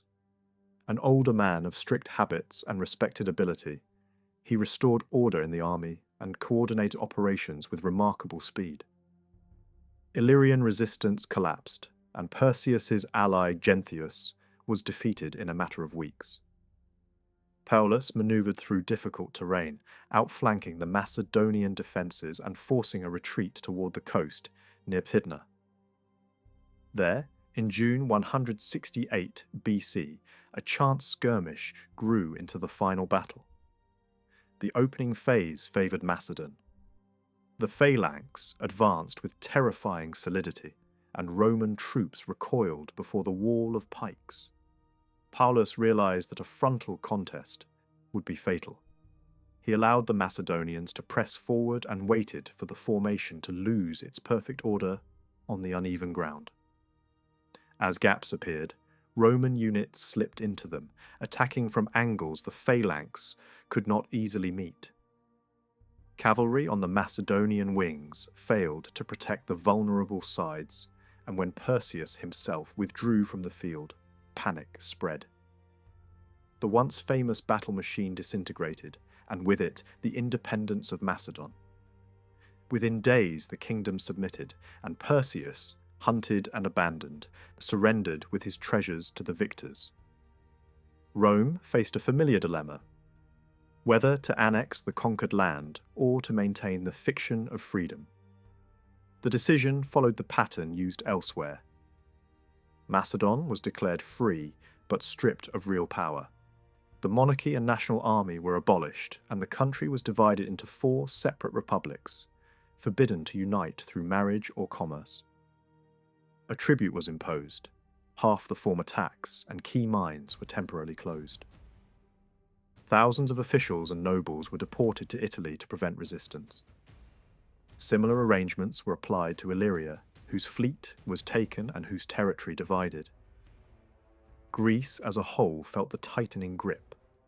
Political leaders suspected of disloyalty were exiled, and terror campaigns led by Roman partisans silenced opposition.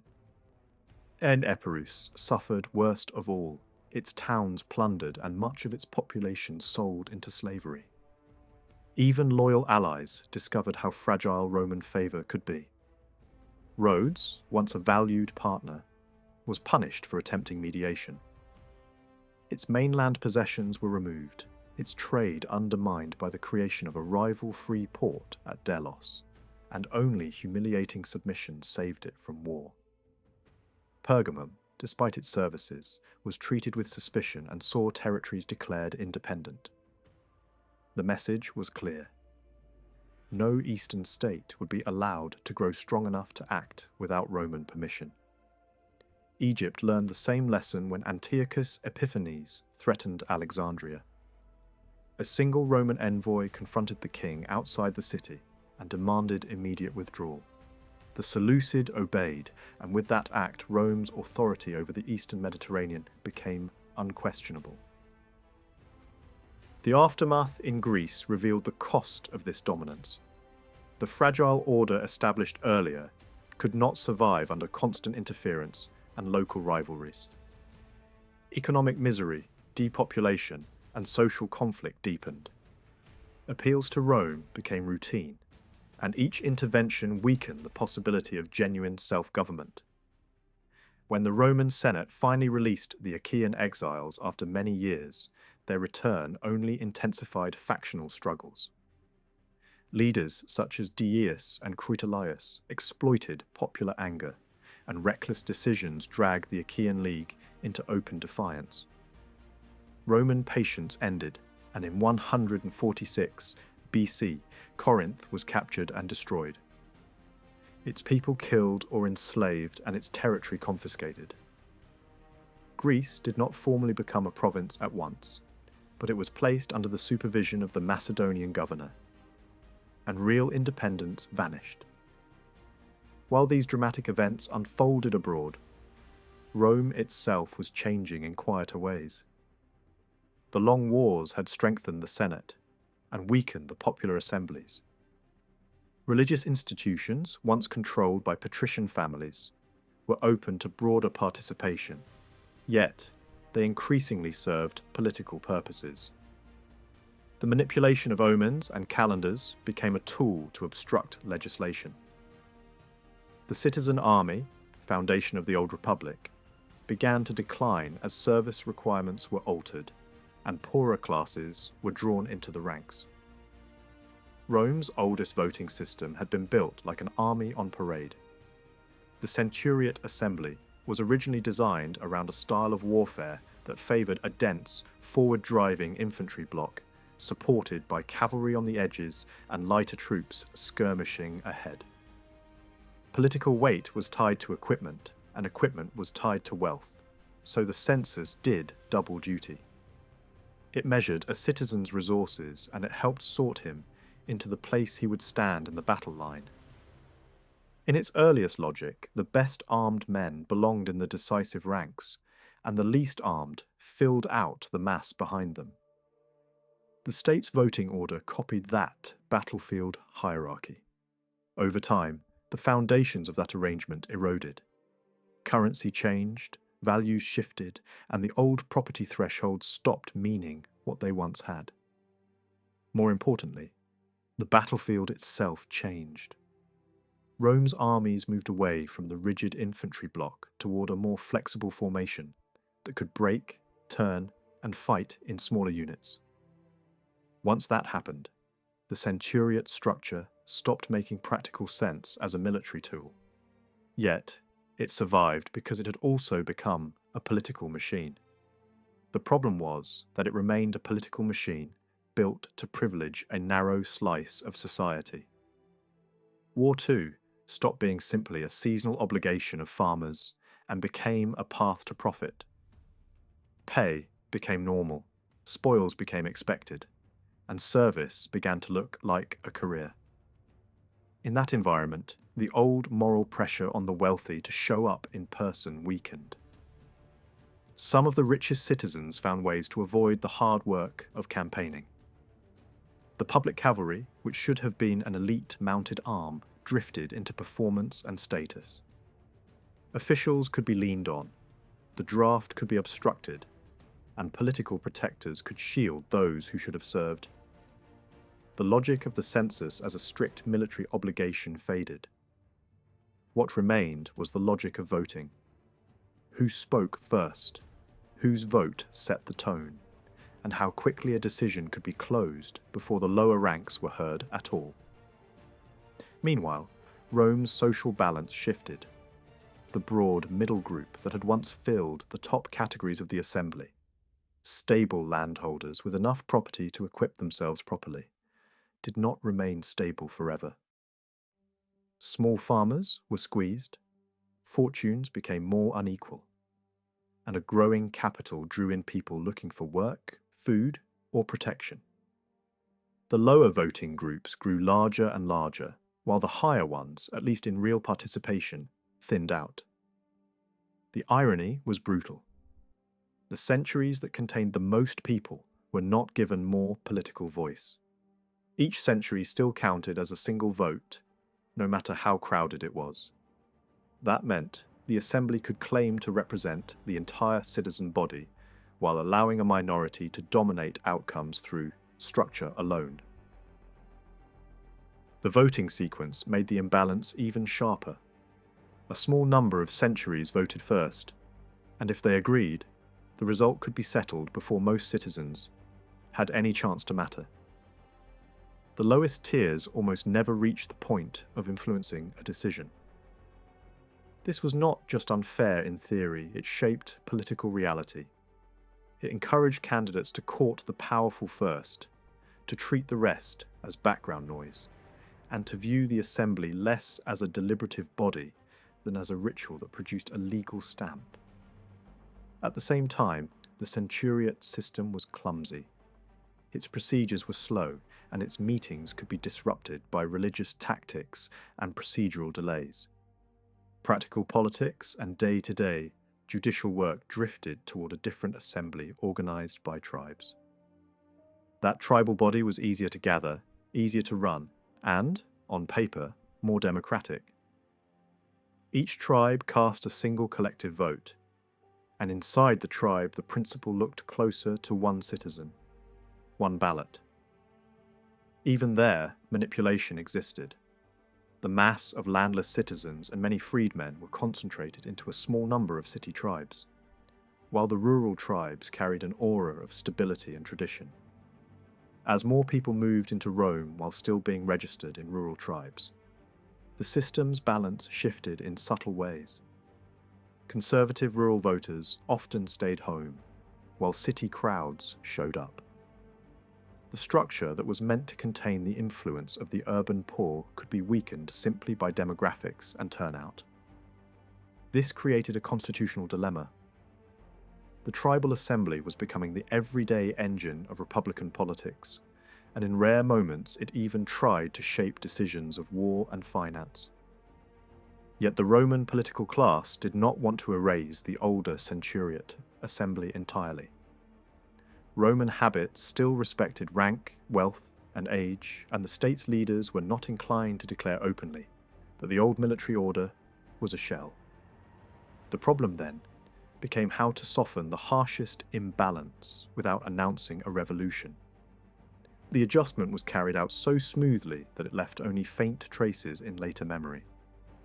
The basic idea was to overlay the tribal map onto the old class map. Instead of having the voting body dominated by a small group at the top, each tribe could be divided across property levels and age groups, creating a larger number of smaller voting units, spread through the citizen body. The census itself had also changed character by this time. Wealth was no longer measured only in land and livestock. Cash and commercial assets mattered more and more. The census became less important for raising emergency taxes or enforcing strict military levies, and more important as a register of status and voting placement. That made it easier, technically, to fit urban citizens into the same framework as rural ones. Another quiet transformation concerned the public cavalry. Once, state-provided horses had defined a military role. Now that role had faded into a political privilege.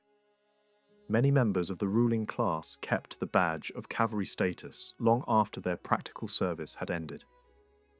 The ceremonial review became a ritual, rather than a real inspection of military readiness. What mattered was that these elite voters went early, and their early vote carried psychological weight, setting a direction that others were expected to follow. The reform stripped that group of its special opening role. Instead, the first vote, important not just as a count, but as a kind of public signal, was assigned by lottery to a unit drawn from the highest property level. Voting then proceeded by classes rather than being effectively decided by the cavalry plus the top tier. The number of voting units in each class was adjusted so that the old automatic majority at the top disappeared.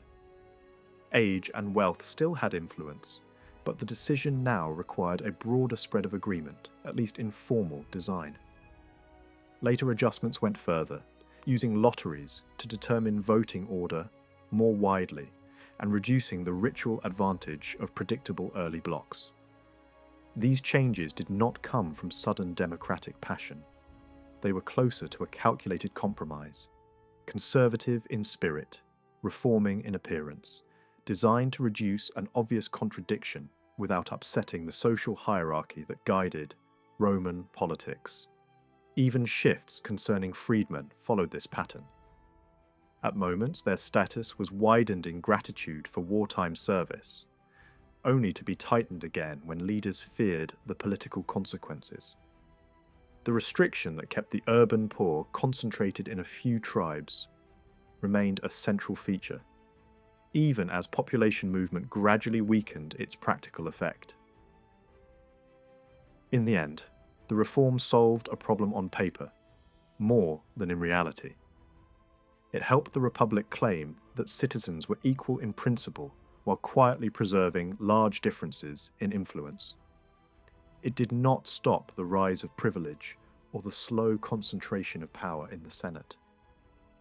Formal equality could exist alongside a political culture that favoured established families, wealth, and networks. Even the fact that top offices could be held by men outside the old patrician line meant little if the real gatekeeping was now done by a narrower nobility of office and money. While the voting system was being adjusted, Roman government was also expanding and adapting through practice rather than grand legislation. Courts were overloaded, and disputes involving foreigners required rules that were not purely Roman in origin. New magistrates were added to handle legal work and overseas commands. The Republic's growing territory could not be governed directly from the city, so commanders stayed in office longer than originally intended. Provincial administration took shape through habit, precedent, and senatorial direction rather than a single founding law. In law, one of Rome's most durable strengths appeared: steady evolution without constant, formal rewriting. Magistrates issued annual guidelines, and legal experts gave opinions that accumulated into a living body of doctrine. Alongside older citizen law, a more universal set of principles emerged from commerce and cross-border dealings. It was practical, adaptable, and increasingly attractive even to Romans themselves. Over time, this approach encouraged the idea that law could be broadened through interpretation and fairness, not only through rigid tradition. All of this fed into the biggest shift of the era: the Senate's rise from advisory council to the real centre of state power. It was permanent, while magistrates came and went. It had continuity while assemblies met irregularly and could be obstructed. It handled diplomacy, war planning, finance, and the management of distant territories because no other body had the time, the expertise, or the stability to do it consistently. Magistrates were often drawn from senatorial families and depended on the Senate for assignments, resources, and future opportunities. Rivalries between colleagues could paralyze action, but outright rebellion against the system was not yet a standard option. The popular assemblies remained sovereign in theory, but in practice they were increasingly shaped by those who presided over them, by procedure and by turnout. Meetings could be limited by calendars, festivals, and technical religious devices. Many citizens lived far from Rome and rarely appeared. Those who did appear in large numbers were often the poorest residents of the capital, vulnerable to manipulation by spectacle, patronage, and rumour. This made the assemblies both powerful and unstable, capable of granting legal authority, yet often unable to guide policy with consistency. For a long time, the Senate's dominance was not purely harmful. It produced a professional governing class, experienced, disciplined, trained by service in war and administration. It gave Rome coherence in an age of constant conflict. Yet the same structure naturally hardened into oligarchy. Families that had risen through office became exclusive, guarding prestige as fiercely as wealth. Political advancement increasingly followed an expected ladder, with offices pursued in sequence at set ages and supported by family networks, clients, and electoral management. the state did not pay its officials and campaigning for office became expensive. That encouraged a cycle in which provincial commands offered chances to recoup costs through extraction, bribery, and patronage. The system could still admit exceptional outsiders, and in moments of crisis, talent could break through. But over time, the circle narrowed. Honours rotated within a small set of houses. New men found it harder to enter, not because the constitution formally barred them, but because custom, influence, and money did. Distinctions of rank became more visible in clothing, public seating, and social rituals. The Republic still spoke the language of citizen equality, yet its daily reality increasingly reflected control by a compact elite. Power had drifted away from the official sovereign bodies and into the hands of a tight governing elite. If that shift had produced careful stewardship, later generations might have called it a necessary evolution. Instead, the machinery of the Republic too often served private advantage. Prestige became a currency.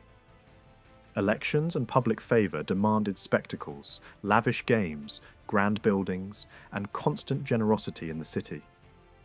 The money for that display rarely came from personal sacrifice. It was extracted from places that could not defend themselves.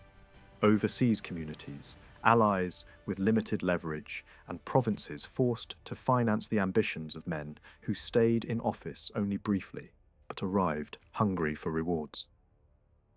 Military glory became another form of political investment. Campaigns were chosen not only because borders were threatened, but because victories produced titles, celebrations, and reputations that could be spent at home. Neighbouring peoples were provoked and punished in wars that brought little strategic value, yet offered a chance for a triumphal return. Meanwhile, Italy itself, still the human core of Roman power, was often treated as a reservoir rather than a partner. Rural production was strained, recruitment demands grew heavier, and communities outside Rome were denied full inclusion while being asked to bleed for the system. The army and, even more noticeably, the fleet lost sharpness. Long coastlines and distant frontiers were left thinly protected. The signs of a deeper sickness were already visible. Debt-driven desperation among office seekers, the growth of large estates, brutal evictions, casual looting abroad, and a steady rise in extortion disguised as administration. Complaints rose from many directions. Some condemned luxury and the softening of public manners. Others feared foreign habits, imported cults, and the influence of Greek learning. There were also quieter protests against nepotism and the way the same families seemed to circulate offices among themselves. Yet the loudest moral voice did not come from the poor in the streets. It came from inside the ruling world, from a man who portrayed himself as the defender of older discipline. One figure came to embody that backlash: Marcus Porcius Cato.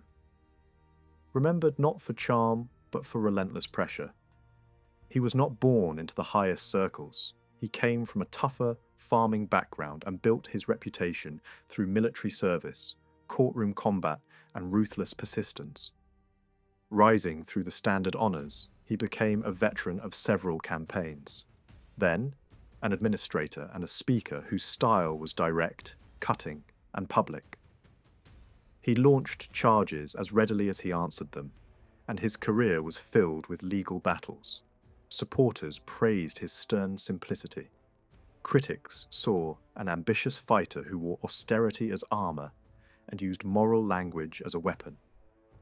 Cato's enemies were often the men who represented Rome's new elegance, generals with glamour, diplomats with Greek polish, families whose fame made them seem larger than the Republic itself. In that sense, his crusade was personal as well as ideological. He attacked what he viewed as corrosion, extravagance, bribery, cultural imitation, and the casual arrogance of powerful houses. At the same time, he was no revolutionary. He did not try to dismantle senatorial rule. His conflict was largely a struggle within the elite, over who would set the tone and who would control the honours. His most famous political battles targeted members of one of Rome's most celebrated families. A prosecution campaign was driven forward. Inquiries were demanded, reputations were shaken, and the outcome helped break a great house's dominance, even if the full truth behind the accusations remained disputed. The prize for Cato was not only the humiliation of rivals, it was the censorship, the office that allowed its holders to police public morals and revise the roles of the Senate and the elite cavalry class. When he reached that position, he acted with force. He removed men from honour lists, struck at noble reputations, and made an example of those whose conduct could be framed as disgraceful. It was an impressive show of authority, and it terrified parts of the ruling world. Yet the long-term result was limited. Cato did not build a reform movement with a programme capable of reshaping the state. His remedies were mainly corrective blows, punishments, prosecutions, denunciations, rather than structural solutions. The society he wanted was narrow and strict, hard work, rural economy, frugality, and obedience to older norms. Such ideals could restrain excess, but they could not meet the new realities created by empire, wealth, and the growth of a city crowded with dependents. Even Cato, famous for resisting foreign influence, eventually studied Greek in old age. He could protest spoliation abroad or defend certain subject communities when it suited justice, while also demanding the destruction of long-standing enemies. His record showed both genuine public spirit and a harsh temperament shaped by competition.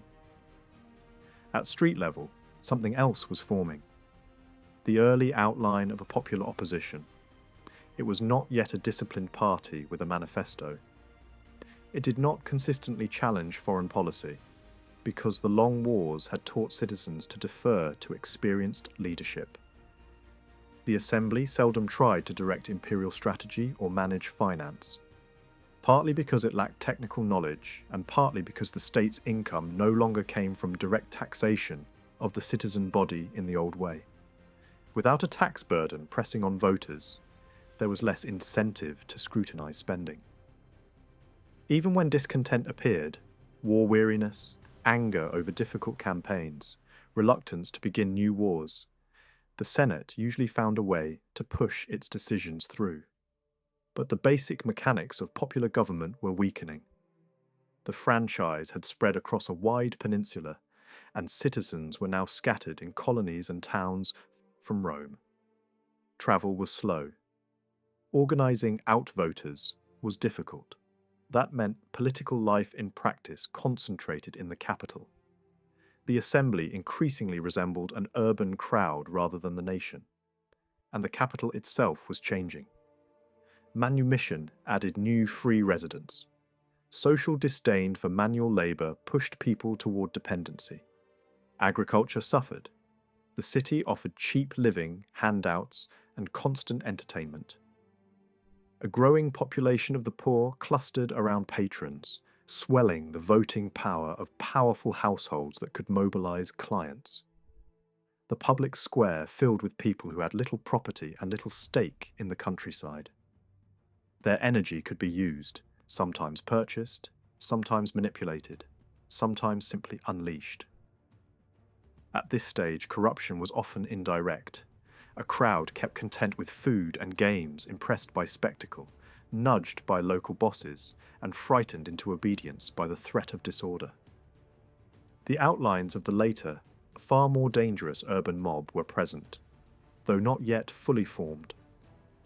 Observers began to identify early warning signs: irregular interventions by popular leaders, occasional attempts to bypass senatorial custom, and the slow growth of a political style that treated mass emotion as a tool. But these remained sporadic phenomena rather than a unified democratic movement. The most serious early clash arose not from abstract constitutional theory, but from economics, land. As money and empire flowed into elite hands, small farmers faced mounting pressure. Long wars strained rural life. Capital concentrated. Wealthy men acquired estates. The countryside lost people, while the city gained them. Traditionally, Rome had answered such pressures by creating colonies and distributing plots in newly acquired territory, both rewarding veterans and keeping rural Italy populated. That policy also served military needs, because the citizen army depended on a healthy farming class. Yet, at a crucial moment, there was less new land available close to home, and much public land was already controlled by wealthy occupiers, who treated state property as their private resource. Rents were neglected, enforcement was weak, and the rich enjoyed both vast private holdings and extensive public tracts, in practice. For poorer citizens squeezed off their farms, there were fewer obvious outlets. The danger was not only social misery, it was strategic. If the small farmer vanished, Italian agriculture weakened, recruitment became harder, and the state's foundations eroded. A tribune named Gaius Flaminius pushed the issue into open conflict by proposing large-scale allotments from public land in a region where distribution could be attempted without immediate confiscation from private owners. The proposal struck at entrenched interests and exposed the Senate's refusal to act on a problem it understood. The clash became bitter. The measure was carried through by appealing directly to popular power rather than waiting for senatorial approval. Scenes of disorder followed, and the struggle did not end with the vote. Implementation faced obstruction. The reformer himself became a target of lasting hatred. Whatever judgment is made about his skill in war or politics, his role mattered for precedent. He demonstrated that a determined leader could mobilize the crowd to force through high policy against the governing elite. That precedent was dangerous, and not only because popular politics could be abused. The Senate's own stubbornness made the danger worse by teaching popular leaders that the old unwritten partnership between tribunes and the governing class could be broken. Once the door opened, future figures could push it wider. Land reform in itself did not have to become revolutionary, but the method, forcing major measures through a volatile urban assembly, hinted at how later crises might be fought. These social strains also exposed weaknesses in the state's administrative design. Rome's political structure relied on short terms of office, overlapping powers, and mutual vetoes. That system could restrain tyranny, but it was poorly suited to sustained, technical management of an expanding empire. As wealth and luxury softened discipline, the old cohesion that had carried Rome through existential wars began to fray. A narrow elite, elected through procedures that looked popular but functioned through influence, struggled to act consistently and responsibly in a world that demanded planning, continuity, and professional oversight. Italy provided the first warning. Communities outside Rome carried heavy burdens in manpower and service, yet full inclusion was increasingly restricted. Some towns had received citizenship over time, but many remained excluded. In certain regions, punishment for rebellion created long-term degradation of status. Elsewhere, loyal communities watched privileges tighten and migration rules narrowed. Rome became less willing to extend citizenship broadly, partly because citizenship had become more valuable, and partly because the ruling class feared diluting its political control. The old ladder of graduated rights and regular promotion for allied communities began to stall. Exclusion grew more common. Allies were asked to fight, yet treated as second-tier partners. That policy weakened wider Italian unity, encouraged local resentment, and shifted the struggle over privilege away from old internal class divisions toward a broader conflict between Rome and the rest of Italy. If injustice was sharp in Italy, it was sharper overseas. provincial government offered the least restraint and the greatest temptation. Rome's overseas possessions were acquired gradually, and administration developed as a patchwork rather than a coherent design. Subject communities often kept local institutions, usually controlled by their own aristocracies. But real power sat with a Roman governor. Some towns enjoyed privileged status and lighter burdens. Others paid tribute and endured direct interference. Tax systems often rested on earlier local models. In some places, a share of produce. In others, fixed payments in money. Additional customs duties, requisitions, and extraordinary demands could be imposed when armies needed supplies. In theory, this rule could look moderate. In practice, it often became arbitrary. The governor combined civil authority, military command, and major financial influence. His staff answered to him. His term was short, which encouraged rapid extraction rather than patient improvement. Oversight from Rome was distant and slow. Formal protections existed on paper, but enforcement depended on the character of the man in charge. Governors were not always selected for suitability. They were frequently assigned by rotation, family influence, and political convenience. Manipulating provincial appointments could be easier than winning elections, and a lucrative command could rescue a senator from debt and fund the next stage of ambition at home. The result was a predictable cycle. A governor arrived burdened by creditors, pressured by friends, and expected to finance public generosity in Rome. Provinces supplied money, grain, and exotic animals for spectacles. Local elites offered gifts and praise to soften the blow of demands. The official might leave behind resentment, depleted treasuries, and a population trained to flatter power rather than trust law. Occasionally, the pressure produced explosive violence, especially in wealthy eastern regions, where old grievances could turn into sudden and brutal reprisals. Yet for many subjects, Roman rule could still feel safer than what had preceded it. Banditry was checked. Large wars were rarer, and commerce could benefit from a wider order. The worst excesses associated with later periods had not yet fully matured, and figures with genuine integrity still existed. Even so, signs of concern appeared. Governors could be prosecuted after returning home, and the Senate sometimes issued regulations, but the system favoured the accused. Trials took place far from the victims. Plaintiffs had to travel, gather evidence, and argue before courts dominated by the defendant's social peers. Formal justice was possible, yet structurally difficult. Over time, pressure forced institutional responses.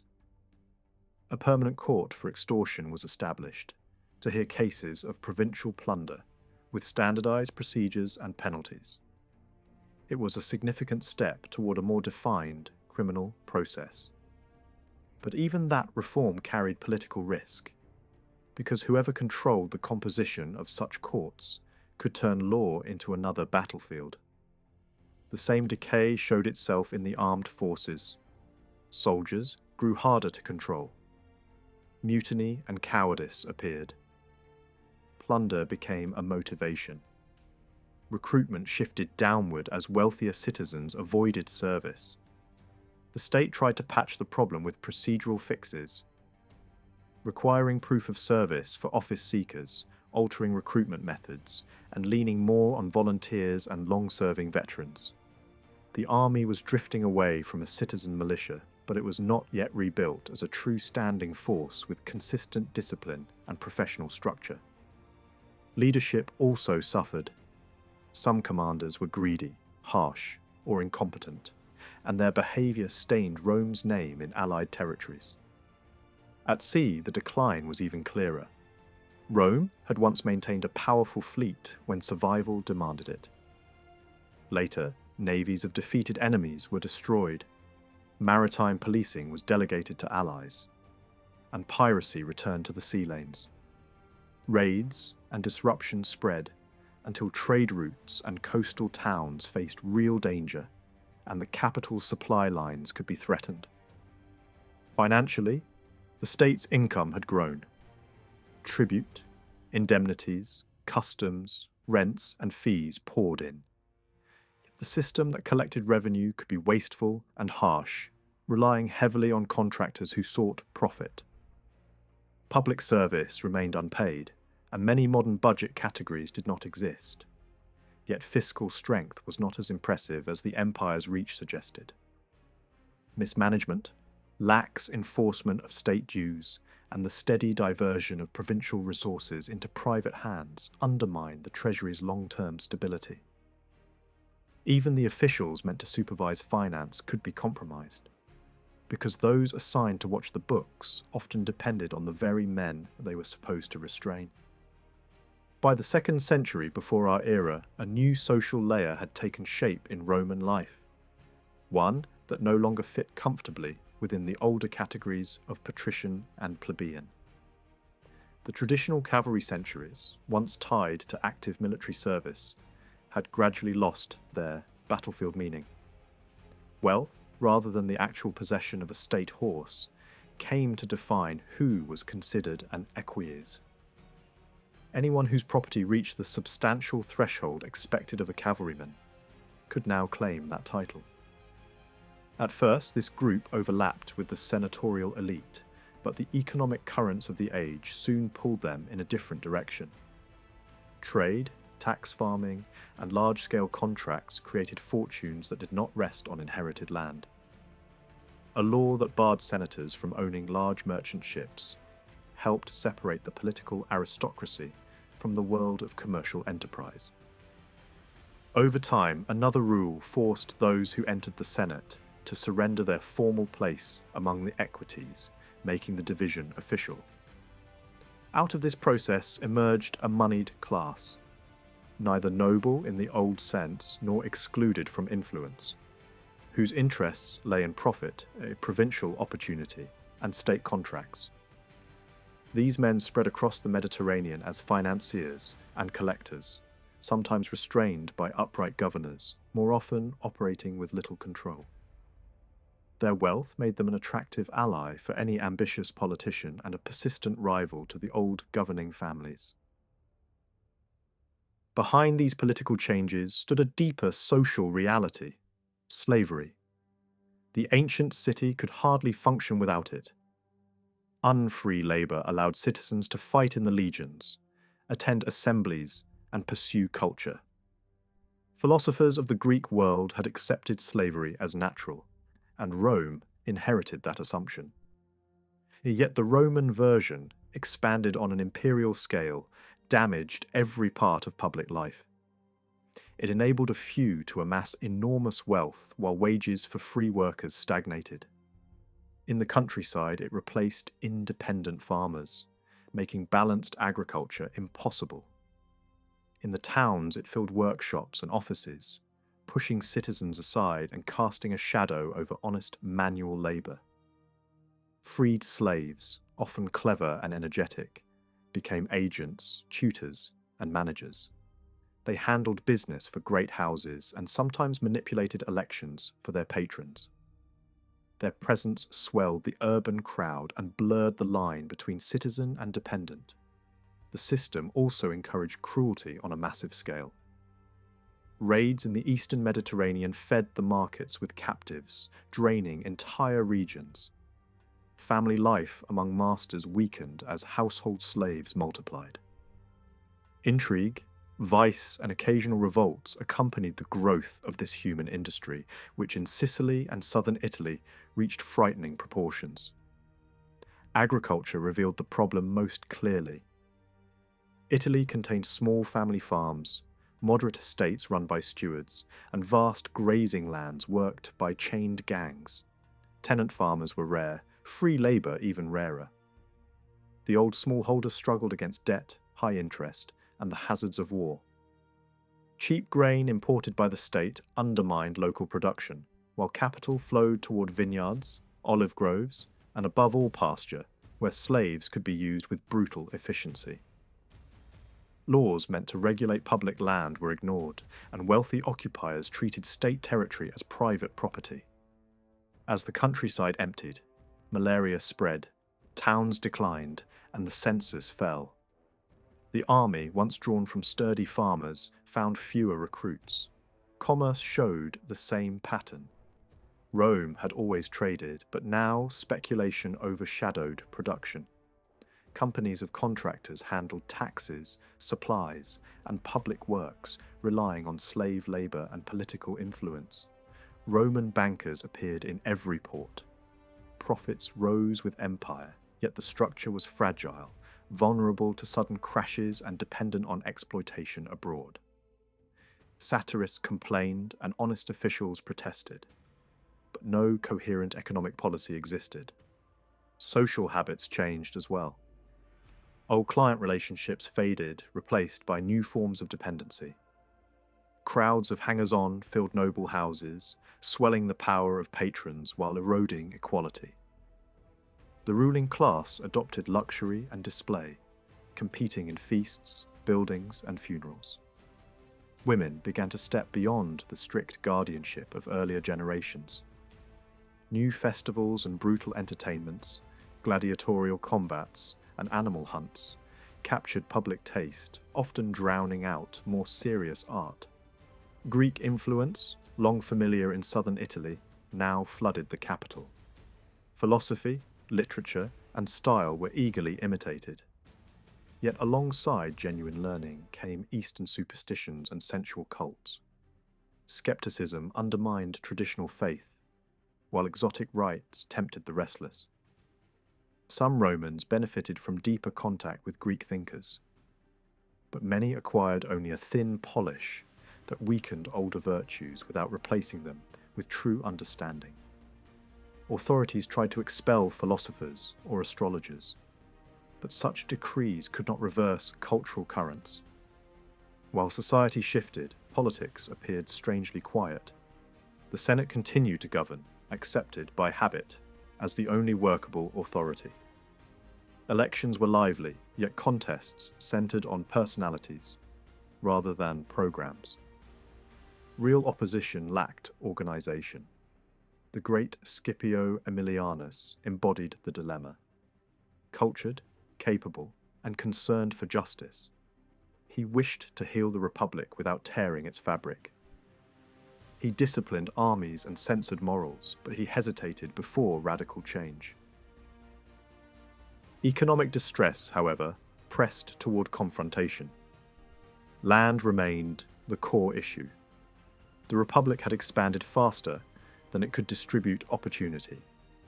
Public domains had been absorbed by the wealthy, while veterans and peasants drifted into poverty. The traditional link between citizenship, farming, and military service weakened. Without land reform, the state risked losing both its soldiers and its social balance. Yet any redistribution threatened property and provoked fierce resistance. Rome possessed vast stretches of land that, in theory at least, belonged to the state. These territories had been taken after wars in Italy and overseas, and for generations they offered an obvious answer to social distress. The traditional solution was simple: divide unused fields among poor citizens and veterans, founding new communities that would strengthen the countryside and the army at the same time. When no fresh conquests were available, precedent allowed the government to reclaim land that wealthy occupiers held only by tolerance and to redistribute it to those who needed it more. In practice, the system had grown confused. Arable districts were sometimes leased, as in parts of Campania and Sicily, but more often the land was meant to be broken into small plots for free settlers. The rougher tracts, pasture and wasteland, were handed to anyone who would cultivate them on condition that a portion of the produce was paid to the treasury. Legally, the state remained owner while the occupier enjoyed the use. Over time, however, officials failed to enforce the rules. Families who had held ground for decades came to think of it as their own, and powerful syndicates fenced off enormous areas for cattle and sheep. What had begun as a flexible arrangement hardened into a private monopoly. The older method of creating colonies gradually faded. After the middle of the 2nd century, no new territories were being opened for settlement, and the wealthy expanded unchecked. The law that was supposed to limit holdings could be evaded with hired frontmen. The result was a slow but relentless transformation of the Italian landscape. Large estates spread across regions once filled with independent farmers, while the public domain that should have offered relief to the poor was effectively locked away. This was the problem that confronted Tiberius Gracchus when he became tribune. He did not invent the issue. Generations had wrestled with it. His own family stood at the centre of Roman politics. His father had been a respected general and administrator. His mother, a daughter of the great Scipio. From Greek teachers, he absorbed ideas about social justice and the duty of a state to protect its citizens. Personal experience in Spain, where a treaty he helped negotiate was later repudiated, convinced him that the existing leadership could not be trusted to act fairly. The measure he proposed was moderate in theory. It did not aim to seize all public land, only the portions held far beyond the old legal limit. Occupiers would be allowed to keep a substantial amount as private property, with extra allowances for sons. The excess would be reclaimed and divided into small farms for needy Romans. These plots were to be heritable, but not freely saleable. A safeguard meant to prevent the rich from buying them up again. A commission of 3 would supervise the process, and the newly acquired wealth of the Pergamene kingdom would provide the necessary funds. Nothing in this scheme was openly revolutionary. It relied on traditional principles and appealed to widely shared fears about the decline of the rural population. Yet it struck at powerful interests. Many holdings had been improved with genuine investment. Records were incomplete, boundaries uncertain. Allies in Italy, who had also occupied public land, saw the proposal as an injustice if they were excluded from the benefits. Economically, the plan did little to address the deeper causes of agricultural crisis, such as slave labour and the flood of cheap imported grain. The Senate chose resistance. A fellow tribune, Marcus Octavius, used his veto to block the bill. Tiberius answered by halting public business and sealing the treasury, a dramatic but legal countermeasure. When persuasion failed, he took the fatal step of asking the people to remove Octavius from office on the ground that a tribune who opposed the popular will had forfeited his mandate. The motion passed. Octavius was dragged from the platform and the law carried by a narrow margin. This victory altered everything. By breaking the accepted rules, Tiberius undermined the very institution he relied on. Fearing prosecution once his term ended, he sought re-election and began to promise further reforms.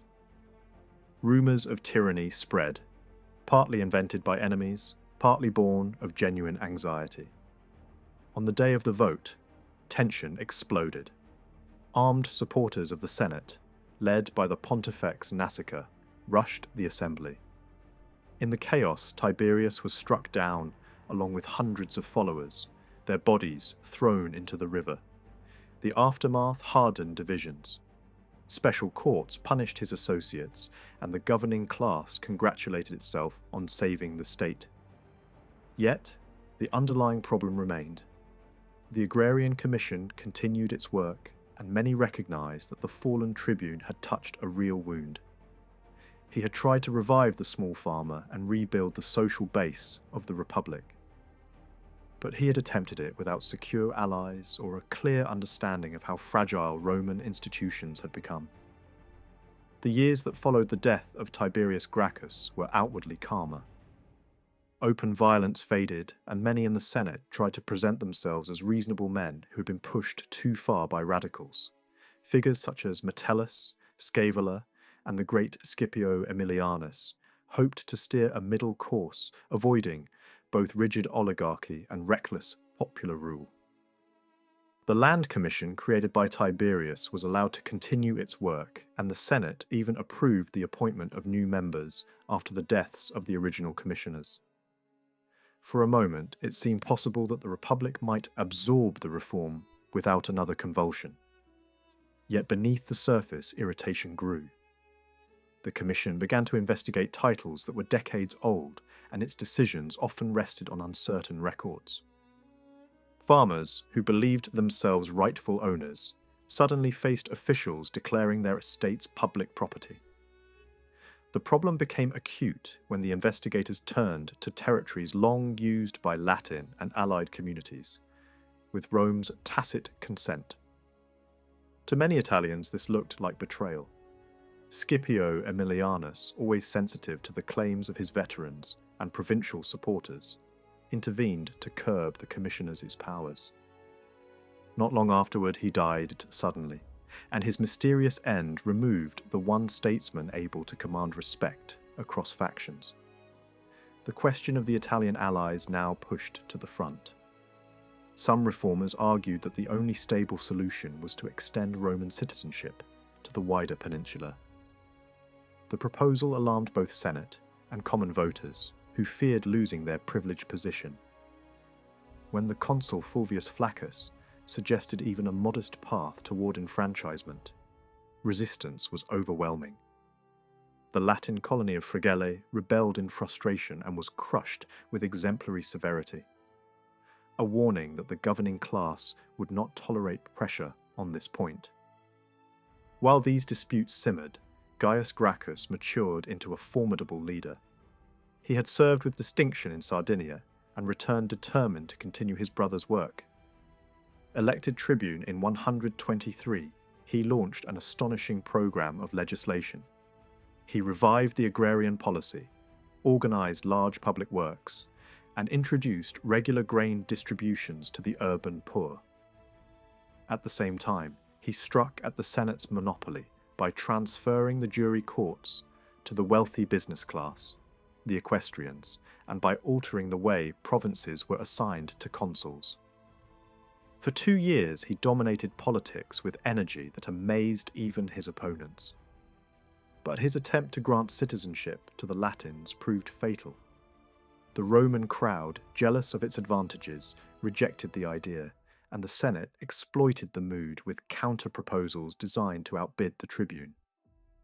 Support ebbed, and in 121, a clash on the Capitoline ended with Gaius and his followers hunted down.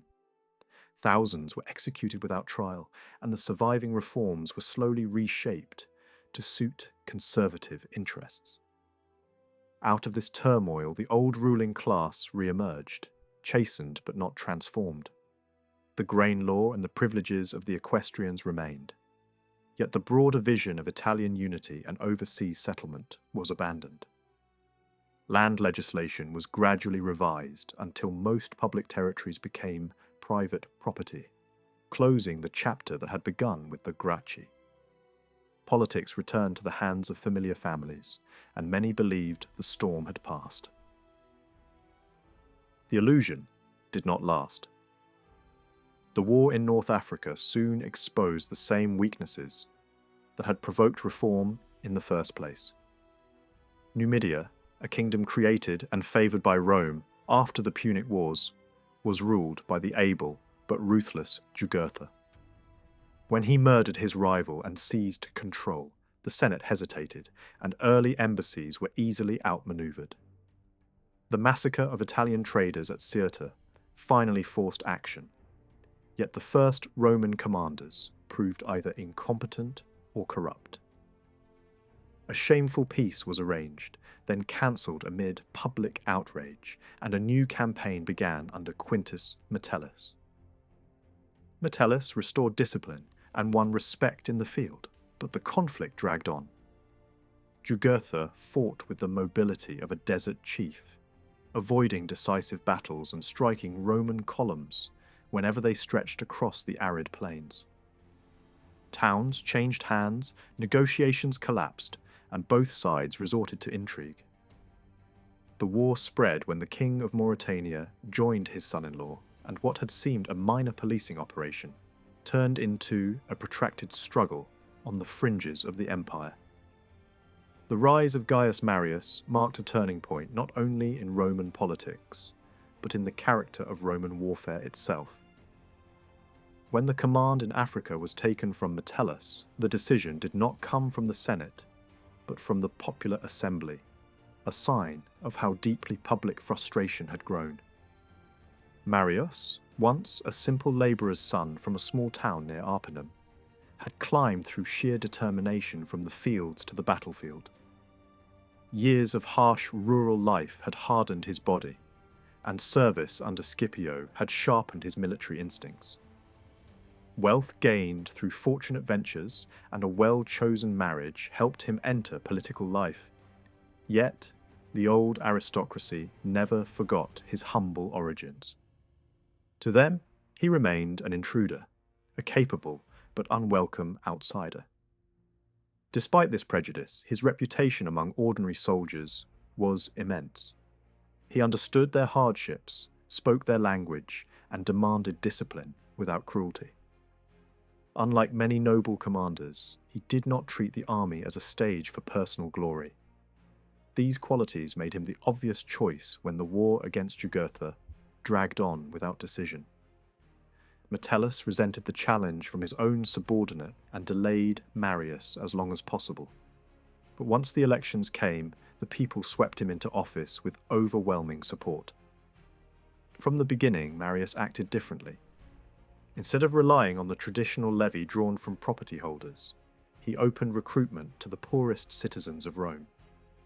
These men had little to lose and much to gain, and they followed him with fierce loyalty. The change seemed practical at the time, a way to fill the ranks quickly, yet it quietly altered the bond between army and state. Soldiers began to look first to their general, rather than to the republic. In Africa, the new commander moved with energy. He trained his forces relentlessly, struck at the desert tribes allied to Jugurtha, and captured strongholds thought unreachable. The campaign was grueling, marked by long marches across barren land and sudden attacks on fortified oases. During one expedition to the far west, he was joined by a young quaestor named Lucius Cornelius Sulla. Elegant and sceptical where Marius was blunt and severe, Sulla nevertheless learned quickly and soon proved invaluable. The war might have continued for years had it not been for the wavering loyalty of King Bocchus of Mauritania. Both sides courted him, and in the end it was Sulla who took the risk of meeting the uncertain monarch. Through a mixture of persuasion and daring, he convinced Bocchus to betray Jugurtha. The Numidian king was lured to a supposed negotiation, seized and delivered in chains. His capture ended a conflict that had humiliated Rome for a decade. In the triumph that followed, Marius received the public credit, while Sulla nursed a private sense that the true achievement was his. The victory brought political consequences far greater than the military result. The popular assembly had overruled the Senate in choosing a commander, and success seemed to justify the breach of tradition. The authority of the old governing class weakened further, while ambitious generals discovered how much power lay in the devotion of the legions. Even as Africa was settling into uneasy peace, a far more terrifying danger approached from the north. Beyond the Alps, vast movements were stirring among the Germanic and Celtic peoples. Tribes displaced from distant homelands began drifting southward, gathering followers as they went. Among them were the Cimbri and the Teutones, tall warriors whose appearance and customs startled the Romans. Their migrations were not simple raids, but the slow, rolling advance of entire communities, with wagons, families, and herds. Rome's first encounters with these peoples ended disastrously. A series of commanders underestimated the newcomers and paid for it with their lives. Armies were trapped in mountain passes, lured into ambush, or shattered in open battle. The worst calamity occurred near the Rhone, where two Roman forces, divided by jealousy between their leaders, were destroyed almost to a man. Panic spread through Italy, and many feared a repetition of the ancient Gallic sack of the city. In this crisis, the people again turned to Marius. Though the law forbade repeated consulships, he was elected year after year as the only man believed capable of saving the state. While the northern tribes wandered through Gaul and even tested the defences of Spain, he set about rebuilding Roman military power. Training camps rose along the frontier, and the legions were reorganised into stronger, more flexible units. Old distinctions based on wealth disappeared. Experience and courage became the sole measures of worth. The eagle standard, symbol of a unified legion, replaced the clutter of former emblems. Discipline under Marius was severe but fair. Soldiers carried their own heavy packs, earning the nickname of his mules.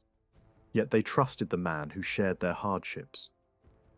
Great works were undertaken to improve supply routes, including a canal near the mouth of the Rhone that allowed ships to bypass dangerous shallows. Gradually, confidence returned.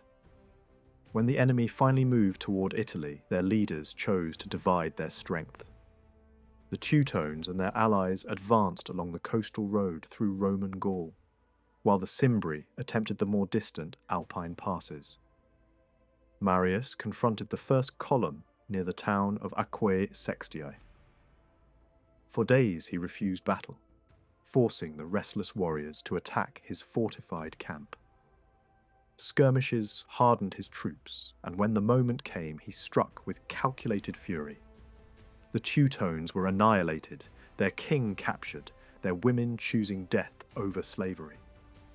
The following year, the remaining Cimbri broke into the plains of northern Italy. Marius joined forces with another capable commander, Catullus, and met them on open ground near the Po. The clash was brutal and decisive. Roman discipline overcame the massive but unwieldy formations of the invaders. By evening, the threat that had hung over Italy for a decade lay scattered across the fields. The triumph that followed was magnificent. Yet beneath the celebration, new tensions were forming. The armies that saved the Republic were no longer the citizen militias of earlier generations, but professional forces bound to their leaders. Marius had rescued Rome from external destruction, but he had also opened the path toward internal struggle. The rivalry between him and Sulla, born in the deserts of Numidia, would soon grow into something far more dangerous than any barbarian invasion. The defeat of the northern tribes did not bring calm to Roman politics. Instead, the city entered a period of uneasy reaction, as the Senate attempted to reclaim authority that had slipped away during the years of crisis. Memories of street violence and emergency powers were still fresh, and many feared that popular agitation might return at any moment. Out of this atmosphere came new legislation designed to slow the reckless speed with which laws had recently been forced through the assemblies. One measure required a pause between the proposal and the final vote on any bill, hoping to prevent sudden surprises and give citizens time to understand what they were asked to approve. Another rule forbade the practice of combining unrelated provisions into a single act, a tactic often used to push controversial ideas through under the cover of more attractive ones. These reforms looked sensible on paper, yet they could not change the deeper problems of the Republic. Power had begun to swing violently between factions, and respect for constitutional custom was fading. The assemblies were easily swayed by emotion, while the Senate, though momentarily confident, had no long-term plan. Even when officials of high reputation held office, their efforts often produced unintended consequences. Such was the case with the law introduced by the consuls Lucius Crassus and Quintus Scaevola. Both men were admired figures, one celebrated for his eloquence, the other for his mastery of Roman law and his strict personal integrity. They believed that the growing participation of Italians in Roman elections was distorting public life. Many non-citizens had gradually begun to vote or claim privileges that legally did not belong to them. The new statute ordered a careful investigation of these claims and threatened penalties for anyone falsely presenting himself as a Roman citizen. From a legal point of view, the measure seemed reasonable, yet politically it was disastrous. The Italian communities had fought beside Rome for generations and had recently shed blood in the wars against the northern invaders. They had repeatedly been promised a broader share in the state, and many expected that full citizenship was only a matter of time. The sudden attempt to push them back into the status of outsiders felt like betrayal. Anger spread through towns that had long considered themselves partners of Rome, and the law became one of the sparks that would soon ignite open rebellion. While resentment simmered among the allies, a separate conflict was brewing within the capital itself. The wealthy business class, known as the Equestrian Order, still controlled the courts that judged governors accused of abusing the provinces. This power had allowed them to intimidate senators and protect their own financial interests overseas.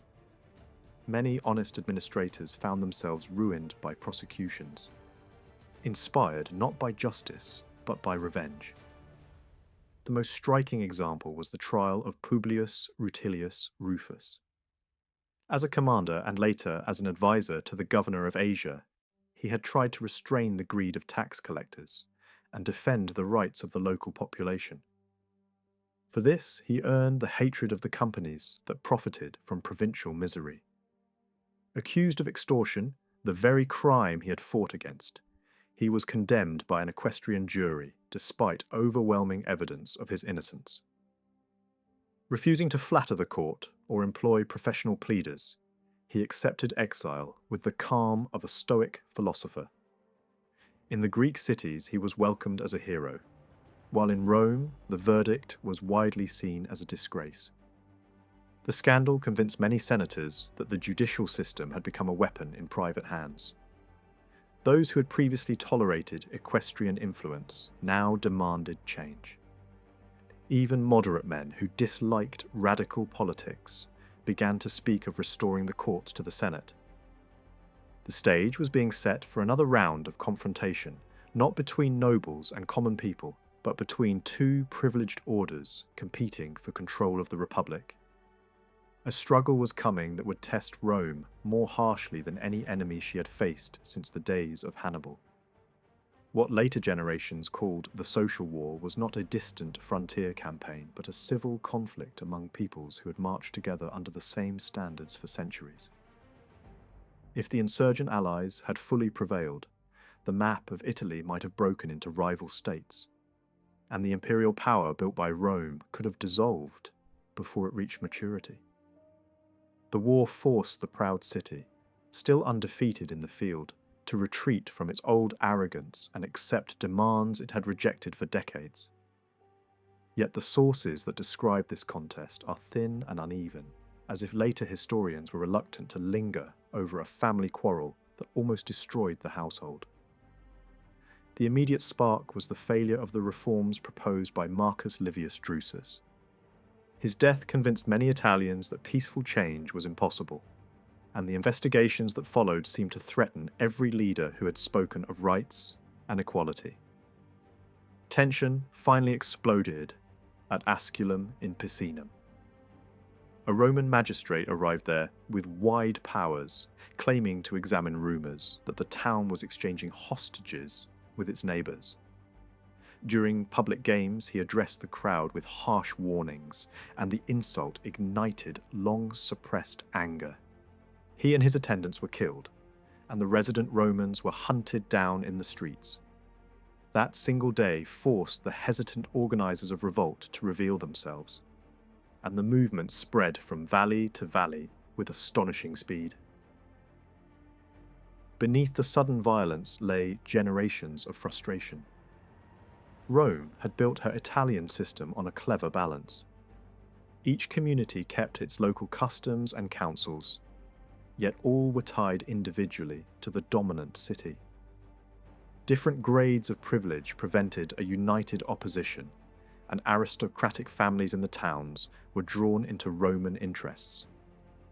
Roads and colonies guarded strategic points, and in return for loyalty, the allies enjoyed peace and access to expanding markets.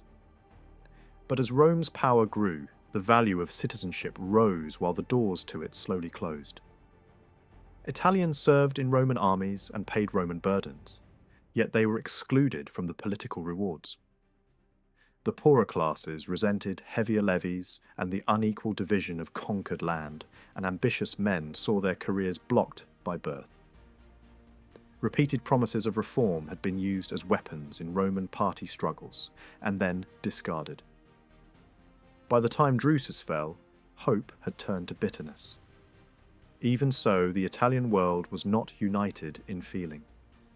Regions close to Rome, where the vote could be exercised, were more interested in citizenship than in independence. In Etruria and Umbria, wealthy landowners feared disorder more than exclusion and held back the first wave of revolt. In Samnium and Lucania, where older traditions survived, the war soon took on a national character and looked beyond equality to freedom from Roman rule. Within many towns, factions struggled. Some nobles favoured Rome, while common people pushed for separation. The Greek cities along the coast, protected by commerce and naval connections, preferred to remain neutral or loyal. These divisions would shape every campaign. To give their cause a visible form, the rebels created a new state. They chose Corfinium in the Paelignian hills as their capital and renamed it Italia. A senate was gathered, 2 consuls were appointed, and 12 commanders received authority over the armies. The structure imitated Rome, yet it was only a framework for war, not a settled constitution. Latin and Samnite were both used, and coins were struck bearing the name of Italia and images of the Italian bull challenging the Roman wolf. The northern cantons followed the Marcian leader Quintus Poppaedius Silo, while the south obeyed the Samnite Gaius Papius Mutilus. Around them gathered peoples from Picenum to Apulia, forming a broad arc that pressed toward Rome from the Apennine spine. At the outbreak, the forces were roughly equal, perhaps 100,000 on each side. But the Italians were often the better soldiers. They had long fought beside Roman legions and knew their methods, and many of their officers had served in Roman campaigns abroad. Geography favoured them as well. From mountain strongholds they could descend on the plains at will, threatening several fronts at once. Yet Rome still held a chain of Latin colonies and loyal towns that cut across rebel territory like stones in a river. These fortresses, Venusia in Apulia, Beneventum and Aesernia in Samnium, Alba and Carcioli near the Fucine Lake, Spoletium and Narnia in Umbria, became the pivots of the war. Whoever controlled them could move armies and supplies. Whoever lost them would see his region opened to invasion. When news of Asculum reached the capital, the Senate hesitated only briefly. Envoys from the allies demanding citizenship were dismissed. Public life was suspended, and levies were called from every province. The consuls, Lucius, Julius Caesar, and Publius Rutilius Lupus, took command, each supported by a group of experienced lieutenants that included men of very different politics. Veterans such as Marius served, beside younger officers like Sulla, a sign that the Republic was fighting for its existence. Rome intended to strike first, yet indecision and divided leadership prevented a concentrated blow. Instead, the war dissolved into a series of sieges and sharp encounters around the scattered strongholds. In the south, the struggle centered on Campania and Samnium. The rebels sought to seize the rich plain and cut Rome off from the sea, while Roman forces tried to relieve isolated garrisons. Towns changed hands repeatedly, and both sides learned to combine guerrilla raids. with formal battles. In the north, the Marsians pressed toward the capital through the valleys of the Apennines, forcing the Romans to guard the roads that led from the Adriatic. The fighting was brutal, marked by ambushes in mountain passes and by the devastation of farms that had once supplied the Roman markets. As months passed, the conflict revealed its deeper meaning. Italians were not foreign enemies, but neighbours who shared language, religion, and military tradition. Captives recognized former comrades across the lines, and victories brought little joy. The Roman people, alarmed by defeats and by the sight of familiar standards carried against them, began to reconsider the old refusal. Laws were proposed to grant citizenship to those who laid down arms, and communities that had wavered were drawn back by the promise of equality. The rebels themselves were divided between those who wanted rights within Rome and those who dreamed of a separate Italy. The social war, therefore, became not only a contest of armies, but a transformation of the Republic. Out of the turmoil emerged leaders who would dominate the next generation, above all Sulla, whose harsh energy saved Rome, yet prepared the ground for later tyranny. The old senatorial system showed its weakness, unable either to prevent the revolt or to end it swiftly. When peace finally returned, the Italian peninsula was politically unified for the first time, but the price had been enormous. Towns lay in ruins, and the habits of civil bloodshed had entered Roman life. Rome's hesitation at the start of the conflict gave the southern rebels the opening they needed. Instead of waiting behind mountain lines, Allied commanders moved quickly against the key strongholds that pinned their territories to Roman supply routes. In the northeast, Silo tightened his grip around Alba, while in the south, Mutilus pressed a hard siege against Isernia. The Roman consul Caesar tried to break that siege by advancing along the older inland corridor, but his relief attempt ended in a sharp defeat. Pushed back with casualties and shaken morale, he found his rear suddenly exposed as other positions fell, in rapid succession. A second setback, delivered by an energetic rebel commander, forced him into a hurried withdrawal toward Teanum, where the Roman army paused to rebuild strength that had been lost in only a few weeks.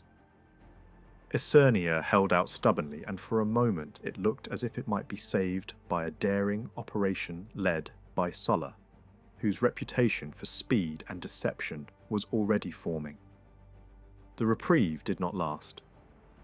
By the end of the year, the fortress was taken, and its fall sent a message across southern Italy that Rome was no longer able to guarantee protection. Similar disasters struck Roman detachments elsewhere.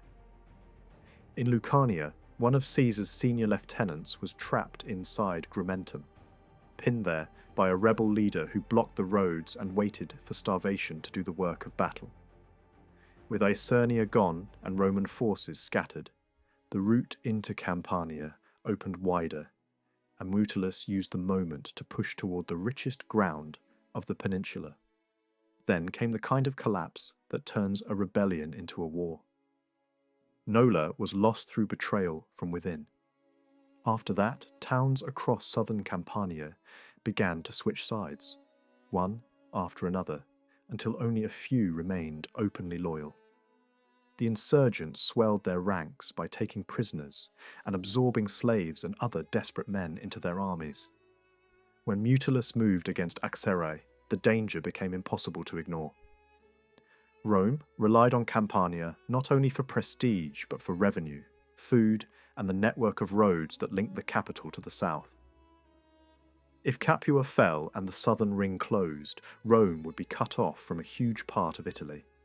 Caesar advanced in alarm, managed a limited recovery, and even repelled Mutilus at one point in a way that allowed politicians in the city to claim the crisis was easing. Yet on the ground, the Roman army could do little more than hold a line near Acrae, defending positions rather than regaining momentum. Even Caesar's cavalry proved unreliable. A contingent of Numidian horsemen abandoned him and rode over to a rival figure who had become a symbol for the insurgents. the defection was more than a battlefield inconvenience.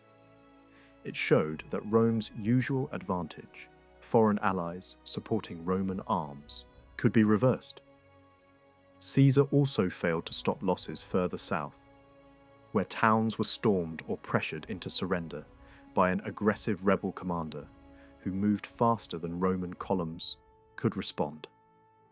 Fearing that their coastal communications might be cut, Roman authorities scraped together a fleet and raised large numbers of freedmen for garrison duty, trying to keep the shoreline and the northern edge of Campania from slipping away.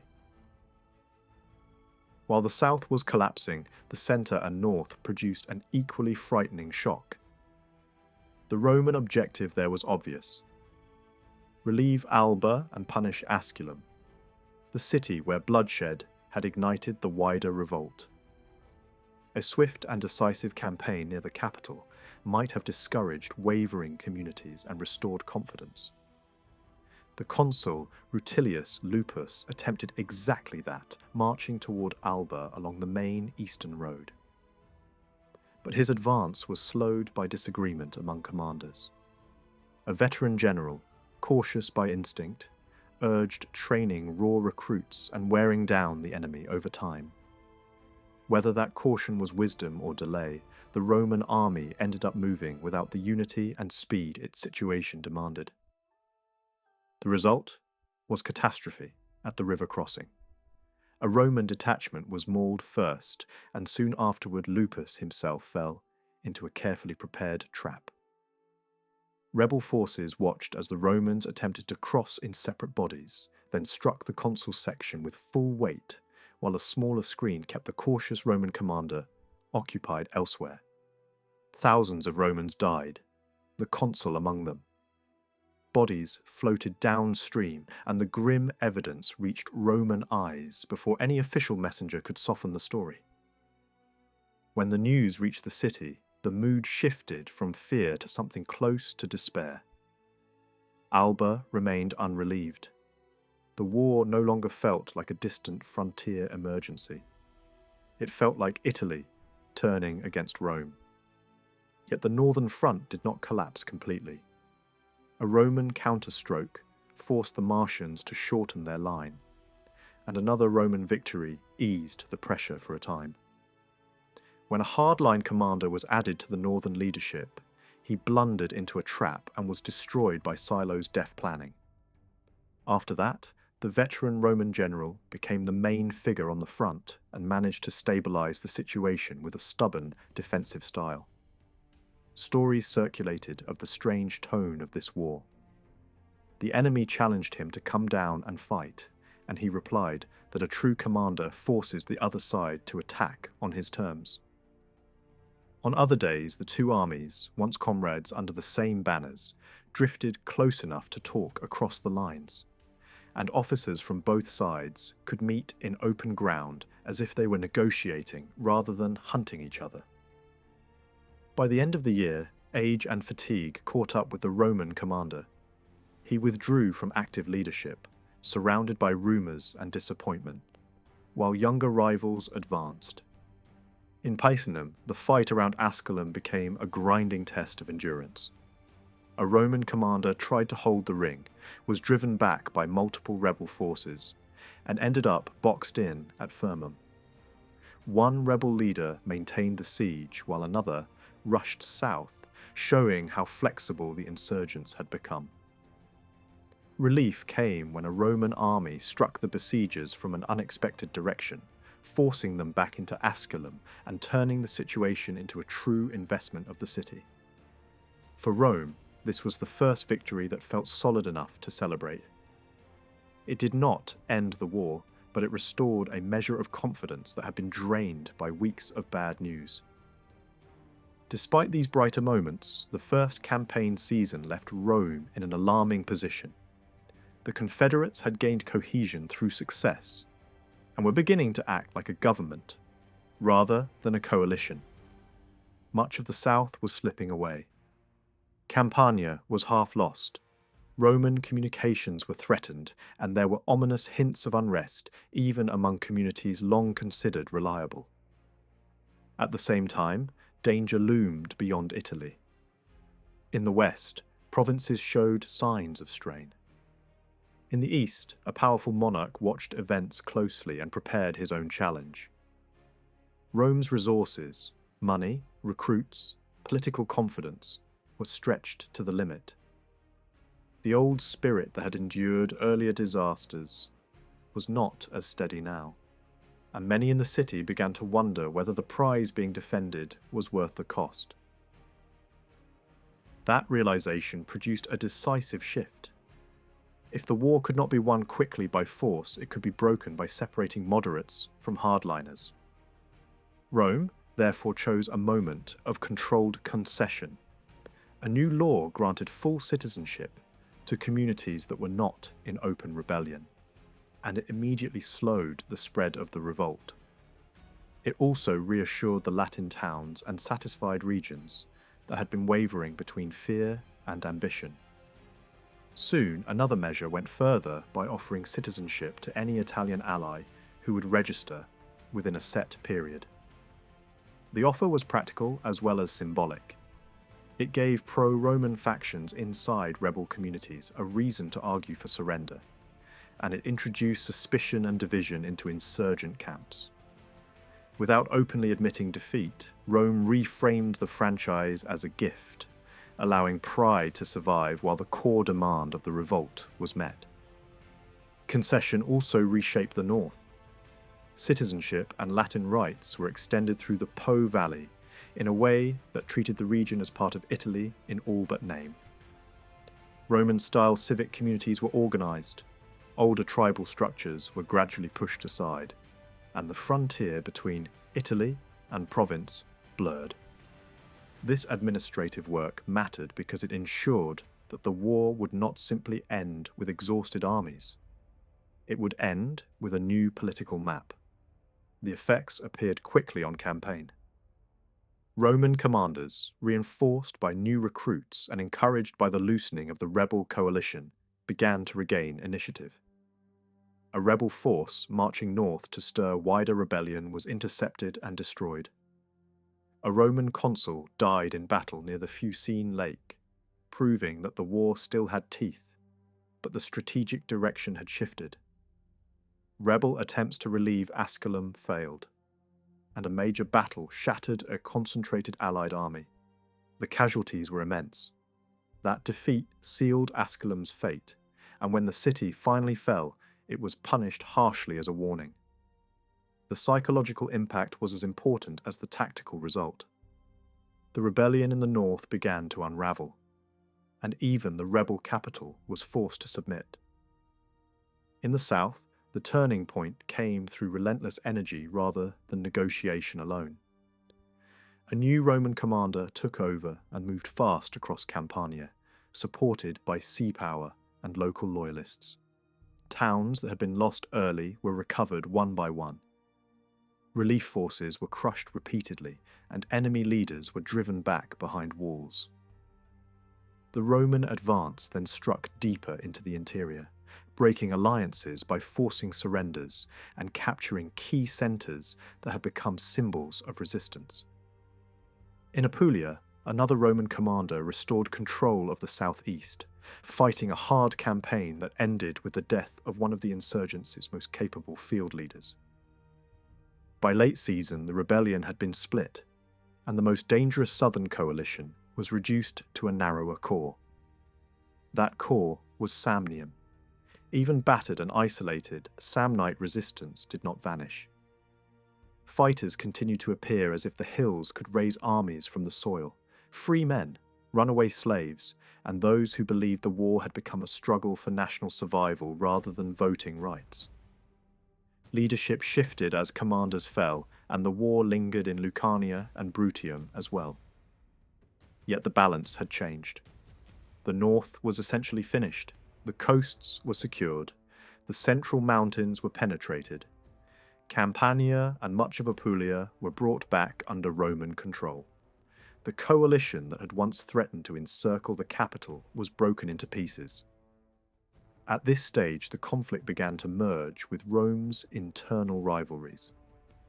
the most effective Roman general was chosen for high office and promised a prestigious eastern command against a rising enemy king. While attention turned toward that looming war, the final embers in Italy still burned. Some towns were besieged again and again. Fortunes shifted in local battles. But the social war, as united Italian secession, had effectively ended. What followed was entangled with personal ambition, factional struggle, and the violent politics that would soon spill into Rome itself. The cost was staggering. Italy's richest districts were scarred, and the long war strained the Roman economy until credit and cash tightened. Old tensions between debtors and creditors returned with a vengeance. Demands for debt cancellation rose again, and attempts by officials to revive restrictions on interest ignited fury among lenders. Violence reached the heart of the city when a senior magistrate was murdered in public during a religious ceremony, and no one was punished. The army, too, grew rougher and harder. Discipline weakened, mutiny appeared, and commanders learned that fear and speed could replace the older ideals of civic obedience. Yet from the ruins came a new structure. Over time, nearly all Italy up to the Po became Roman in legal identity. The old patchwork of allied states, Latin colonies, and privileged communities was replaced by a broad landscape of citizen towns organised on increasingly similar lines. Some places negotiated special terms and a few suffered temporary penalties. But the direction was clear. The peninsula was becoming one political body. Local self-government survived, yet it operated inside a wider system where central authority could intervene for security or major crimes. Italy, once a ladder of statuses leading up to Rome, was turning into a unified base for empire. This transformation also exposed a problem that could not be hidden anymore. The Roman voting assemblies made sense when the citizen body was concentrated near the city. Once Italy was filled with citizens, the system became a fiction. Most people could not travel to vote, and gradually stopped trying, leaving politics in the hands of those who lived close to the capital or those wealthy enough to appear there. That weakness opened the door to new political methods and new kinds of power. The war, in other words, did not only unite Italy, it quietly undermined the old republican machinery that had been built for a city-state, not a peninsula. Culturally, the change was just as deep. Local dialects and older customs began to fade under the pressure of Roman habits and law. Politically, the arrival of new citizens altered the balance of society. Restrictions placed on them at first became fuel for agitation. Later, their presence strengthened moderate politics by adding large numbers of stable, property-holding Italians to public life. The social war ended as a military conflict, but its real legacy was a remade Italy, more Roman than ever, and more likely than ever to produce the men and the crises that would reshape the Republic into something else.